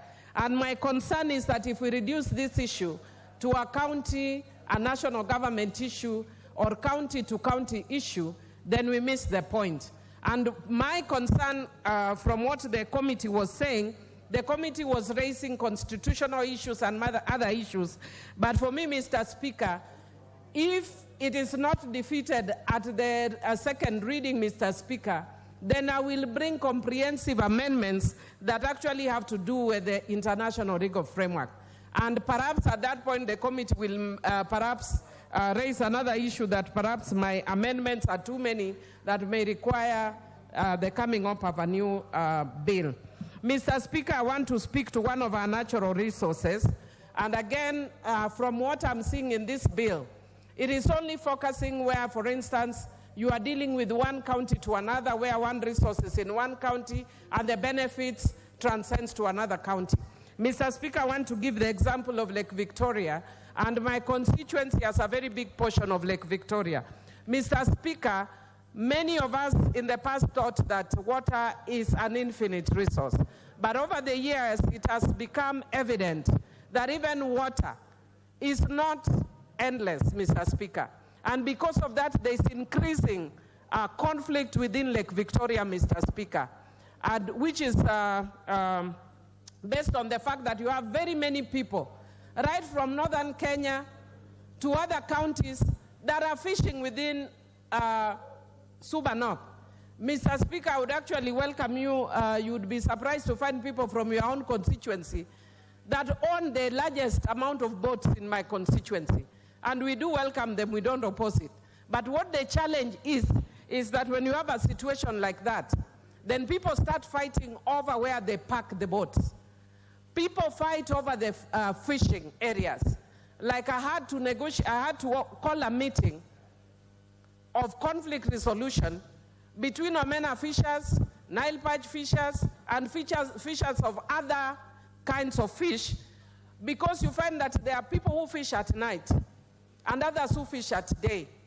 When the people who fish at day come and they put their nets during the daytime, and the Omena fishers come in the night, they discover that there is no more space to put their nets. So what do? They cut off loose the nets for the people who put their nets in the day, and once they cut off, the ones who had put their fish in the daytime, when they come back, all their fish have either escaped or have been stolen. This has led to conflicts where people have actually harmed themselves. The other issue, of course, that has arisen is that when you have land as a resource, you can be given title deed. But when you have water, there is no title deed to water. So what happens is that people come from all over, they crowd Suba North. The people who have been artisanal fishers no longer have space even to fish. And Mr. Speaker, what then happens is you find, for instance, I'm the one who actually promoted the ex-situ and in-situ fishing. And for in-situ fishing, I encourage the issue of using cage fishing. And Mr. Speaker, the challenge now is we have many people who, as far as from China, and when they come to fish, which again we welcome because it actually provides job opportunities for our local people. But then the challenge is for artisanal fishers. There is no longer space in the lake to fish. I have been raising this issue, and I'm going to bring an amendment to the Fisheries Management Act to raise issues around this. And I've actually raised this even with our county government, that there is a need for urgent regulation, because otherwise people are going to kill themselves over this. Already there are people who are being killed or who are hurt because of the fight over these natural resources. But Mr. Speaker, when you look at this bill, it does not address those pertinent issues. And that's why, for me, I would want us to look at this bill in terms of how does it address a situation where international agencies or bodies are exploiting our own resources as a country. For instance, Mr. Speaker, in the past I've given the example of Endod, which is an Ethiopian plant that has actually enhanced the chances of young children from surviving leukemia. And yet, you find that people from outside Ethiopia have gone and used this plant for their own purposes. Sorry, not Endod. Endod is actually used for a different thing, Mr. Speaker. But you find that they give intellectual property rights to these agencies. Mr. Speaker, I can see my time is up, but again, as I've said, that if we get opportunity, I will bring amendments if it is not defeated at the second stage, because it has left quite a lot outside the framework that it should actually have. And that's why I was telling the committee, in a way I agree with them and in a way I don't, because we do need a legislative framework on benefit sharing for natural resources. Thank you. The Honorable Timothy Troitich. Thank you, Honorable Speaker, for giving me an opportunity to contribute on this very important piece of legislation, that is the Natural Resources Benefit Sharing Bill, that is the Senate bill. Honorable Speaker, I listened to the chair of the Committee on Environment and Natural Resources yesterday, and Chair, Honorable Speaker, the recommendation by the committee was to reject this bill. Honorable Speaker, I shall not agree with the position of the committee for the following reasons. Honorable Speaker, one of the issues that has been raised by the committee for rejecting this bill was for the reason that a money bill, that the Senate cannot originate a money bill. Honorable Speaker, I have read the Constitution, in particular Article 109(5). Honorable Speaker, it provides very clearly that a bill may be introduced by any member or committee of the relevant House of Parliament, but a money bill may be introduced only in the National Assembly. Honorable Speaker, having read that particular provision of the Constitution and having read several court decisions on that matter, Honorable Speaker, the Constitution uses the word may, not shall, meaning, Honorable Speaker, it is not mandatory. So, Honorable Speaker, under certain exceptional circumstances, the Senate may originate a money bill, depending on the circumstances. Honorable Speaker, for the first time, we have a bill that has brought harmony to the various acts of Parliament that exist in terms of our natural resources. Honorable Speaker, I come from a county that is very rich in natural resources. Honorable Speaker, we have water resources in our county. For example, we have certain minerals like fluorspar in our county. Honorable Speaker, over time, my constituency or my county has never benefited from the resources that it has. Honorable Speaker, for example, we have a Chebara Dam in my constituency, which supplies water to Eldoret town. But the county has never benefited in any way because of a lack of a proper legal and institutional framework to manage that particular resource. Honorable Speaker, we have fluorspar in my county, but the county government of Elgeyo Marakwet has not been able to benefit from the mining of fluorspar. What has happened is that the investors have been mining, they leave the site, there is no rehabilitation to the site that the mines have been. Honorable Speaker, our people end up suffering. Honorable Speaker, I have read the law, this particular proposed piece of legislation. It is a comprehensive piece of legislation. For example, if you read at the proposed section 26, it provides that a system, that the revenue sharing formula shall be as follows. 1, 60% shall go to the national government. 40% shall go to the county government. Honorable Speaker, there is no other law. If you look at the various legislation that are in place, it doesn't provide that particular specific percentage. Honorable Speaker, it goes further under section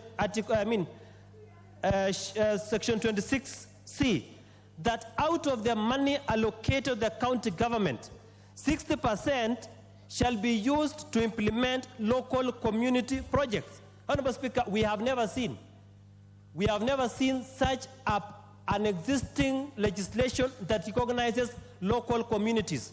But under this bill, it is very clear that out of the money allocated to the county governments, 60% shall be used to implement local projects. Honorable Speaker, we have our investors going to the county government for purposes of exploiting natural resources, but the local community have never benefited.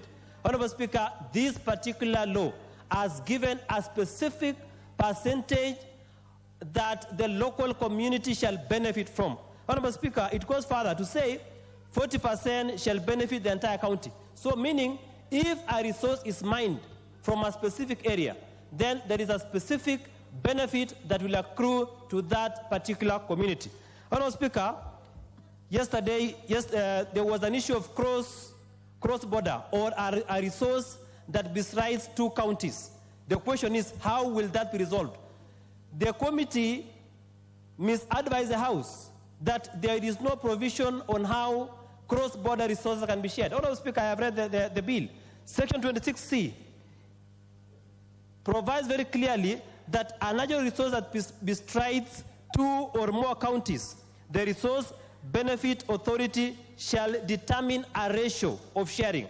Someone was quoted an example saying, for example, in geothermal, where the natural gas comes from another county and is harvested in another county. So the question was, how was that resource to be shared? Chair, Honorable Speaker, I have read the bill. It provides very clearly that the authority that is formed under the Act shall sit down to determine how the two counties shall share that cross-border resource. Honorable Speaker, I am aware that there are certain legislations that are existing that provides for how certain resources are shared. For example, the petroleum law that is in place, the mining act that is in place. But, Honorable Speaker, these particular legislations are implemented by various agencies. But what this bill has done is it has brought harmony. It has established an authority that under Section 24(3) of the proposed bill, it provides very clearly that where a written law prescribes the royalty, fees, or payment in a particular natural resource sector, the relevant written law shall apply with respect to that sector. So it has saved particular sectors that are specific legislations. But it also says that the authority shall ensure compliance with the written law for the implementation of any benefit sharing agreement entered into pursuant to this particular law. Honorable Speaker, what happens if, for example, a particular law provides that a certain community is to benefit and it doesn't? Who will oversight that particular realization of that particular provision? So, Honorable Speaker, this law has brought harmony. In my opinion, we should be able to pass as a House because it acts as a regulatory authority to other existing pieces of legislation. So, Honorable Speaker, I rise. We have suffered as counties that have natural resources but have never benefited, have never realized any benefit from the resources that are in those counties. Honorable Speaker, I rise to support this bill. The Honorable Mishimboko, followed by Beatrice Alachi. Honorable. Asante sana, Mheshimiwa Spika. Mheshimiwa Spika, napenda kusema mswada huu ni mswada wa maana sana na ni mswada ambao tumeusubiri kwa miaka mingi sana. Japokuwa mswada huu una mapengo kiasi ambapo ningesema ya kwamba tusikose mwana na maji ya moto. Hivyo basi tuweze kuzungumzia mswada huu na tuweze kuupiga msasa na kuleta marekebisho kwa wakati utakaofaa. Na nasema hivyo kwa sababu wakati kamati ya mambo ya mazingira ilipozungumzia swala la mswada huu, walizungumzia ya kwamba tuweze kukataa na tusiupitishe kama bunge kwa sababu ya zile changamoto nyingi ambazo zimeweza kupatikana. Lakini nataka niseme kizuri chochote huwa hakikosi ila, na kama bunge sisi tuna nafasi ya ila zile zilioko katika mswada huu tuweze kuzizungumzia na kuzirekebisha. Hivyo basi nataka niseme taifa letu la Kenya limebarikiwa sana na kuweza kuwa na mali asili tofauti tofauti, kama mali asili ya maji, maziwa yetu, mito yetu, tuko na misitu, pia tuko na wanyamapori, pia tuko na mambo ya bahari na uvuvi na mambo mengine mengi kama mali asili. Na wakati mwingi sana wakaazi ama jamii ambazo kumepatikana mali asili kama hizo wameweza kukosa mapato ama kuweza kukosa kile kinachopatikana kutokana na mali asili kama hiyo. Na vile vile pia serikali imeweza kukosa mapato na pia kaunti zetu zimeweza kukosa mapato. Hivyo basi mswada huu unazungumzia njia ambayo itatumika kuweza kufanya ugavi wa mapato hayo katika serikali kuu, serikali ya kaunti na pia zile jamii ambazo mali asili imepatikana katika sehemu zao. Lakini niseme ya kwamba wakati tunasema ugavi ule utakuwa 60-40 na tunasema 40 inaenda kwa kaunti. Je, hii kaunti itagawanya vipi katika ile jamii ambayo imeweza kuathirika? Unaweza kuona kwa mfano iko katika kaunti ya Mombasa, lakini pengine mali asili ile inatoka katika constituency ya Likoni.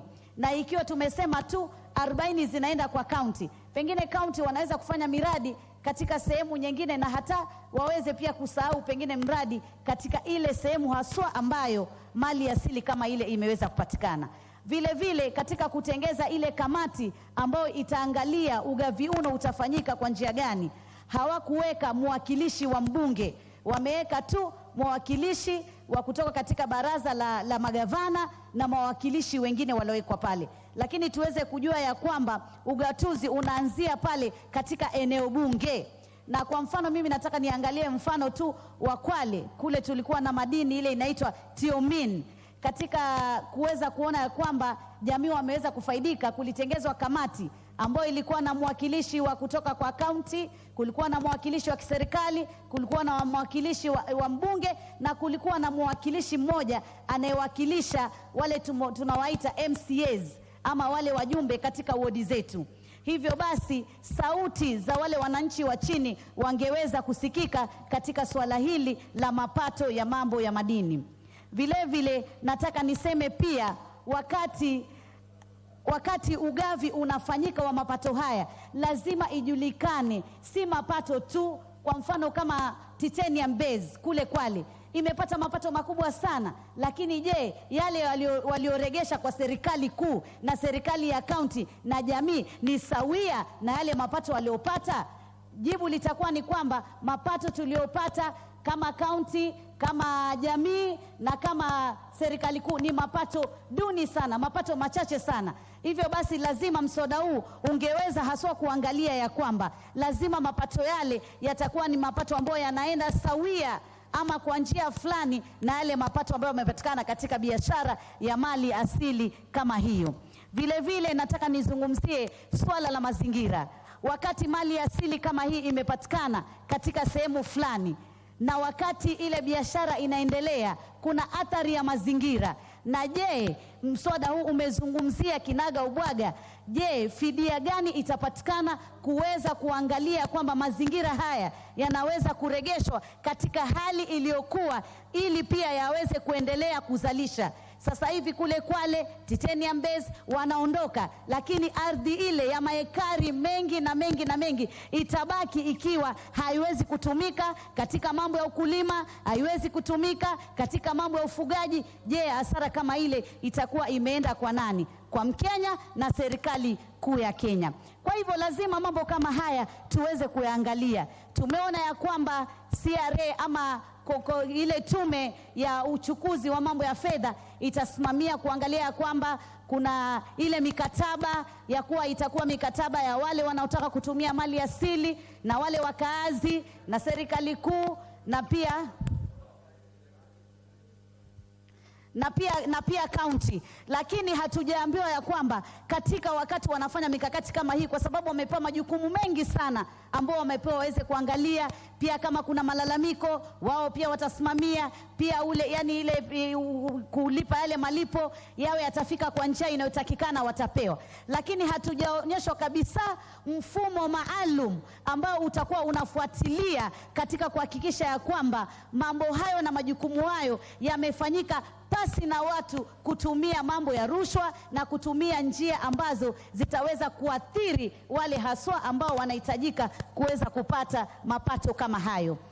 Mheshimiwa Spika, nataka niseme ya kwamba swala la mali asili kuweza kusaidia pia ni swala ambalo tungeweza kujua ya kwamba haswa wakati kuna zile asilimia ya kwamba inaenda kwa jamii. Je, fedha hizi zitatumika kwa njia gani? Je, kutakuwa na kutaka ya kwamba kuwe na ile kuwezesha ama Kiingereza tunasema public participation ili watu waweze kuelewa haraka. Haijawekwa kitengo kama hicho kuonyesha ya kwamba watu watakuwa na usemi katika ile miradi ambayo itaweza kufanyika kupitia mapato yale ambayo yametokana na ile 40%. Kwa hivyo mtu pengine county inaweza kuamua tu katika asilimia hii sisi tutafanya hivi bila kuhusisha wale haswa walengwa katika swala kama hili. Hizo ndio katika yale mapengo ama katika zile changamoto ambazo tumeziona katika mswada huu, mswada ambao tumeupenda sana kwa sababu tunajua unaweza kujenga ajira katika taifa letu la Kenya. Unaweza kuboresha uchumi katika taifa letu la Kenya. Tukiwa tutaangalia haswa yale mapato yanayopatikana na sisi ambao mali asili imetoka kwetu tunaweza kuipata kwa njia gani. Mheshimiwa Spika, pia nataka niweze kusema ya kwamba katika zile fedha ambazo pia tunazungumzia za serikali 60%, tumeambiwa ya kwamba kutatengezewa hazina fulani ambazo zitasimamia pesa kama hivyo, lakini hazijazungumzia kinagaubwaga hazina hizi zitasimamiwa na nani, watakosimamiwa watakuwa ni watu wa tajriba ya aina gani na zitakaa kwa muda gani, kitengo gani kitaangalia mambo ya mazingira, kitengo gani kitaangalia mambo ya jamii na kusaidia mambo ya kitaifa ya miradi na mambo kama hayo. Kwa hivyo hatutaki kuwa tutapitisha jambo bila kulipiga msasa huko mbele, iwe ni fedha ambazo ziko pale lakini pengine watu wachache wanazitumia kiholela ama wanatumia rushwa na kuweza kufanya pesa hizi zisiweze kumsaidia Mkenya ama yule haswa ambaye ameweza kuathirika. Swala jingine, ikiwa kaunti zimepakana na kaunti pia ziko pamoja, hatukuzungumziwa hapa katika kuhakikisha lile jopo ambalo litasimamia kuangalia ile hesabu ya mapato itakuwa vipi. Hatujaambiwa ya kwamba iwapo ni kaunti kadhaa ziko pamoja na ile mali asili imetoka katika hizo kaunti zote, je, utakuwa vipi? Jopo lile litachaguliwa kivipi? Je, ni watu wangapi watakuwa katika jopo lile? Limesema tu ni kaunti. Kama ni kaunti 3, je, watachaguliwa watu wangapi? Ama hesabu ile itageuka ama hesabu ile itakuwa vipi?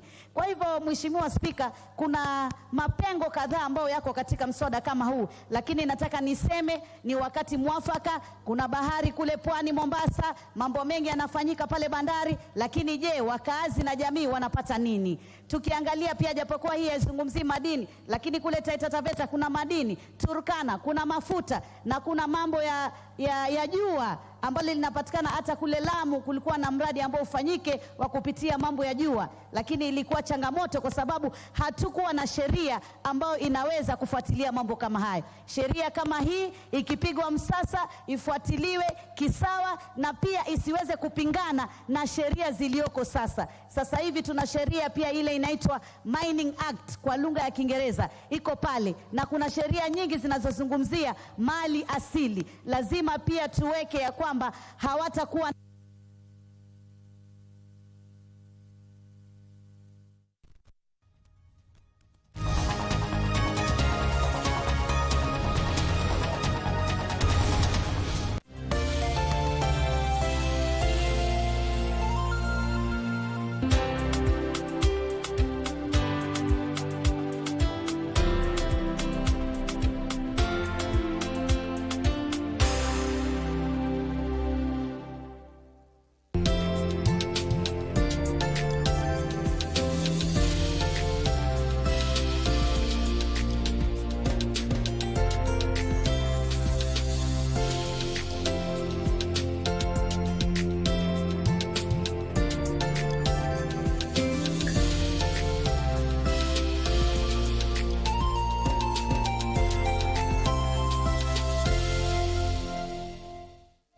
Ili kupata uchungu mtamu kama skiza tune yako, bonyeza *812*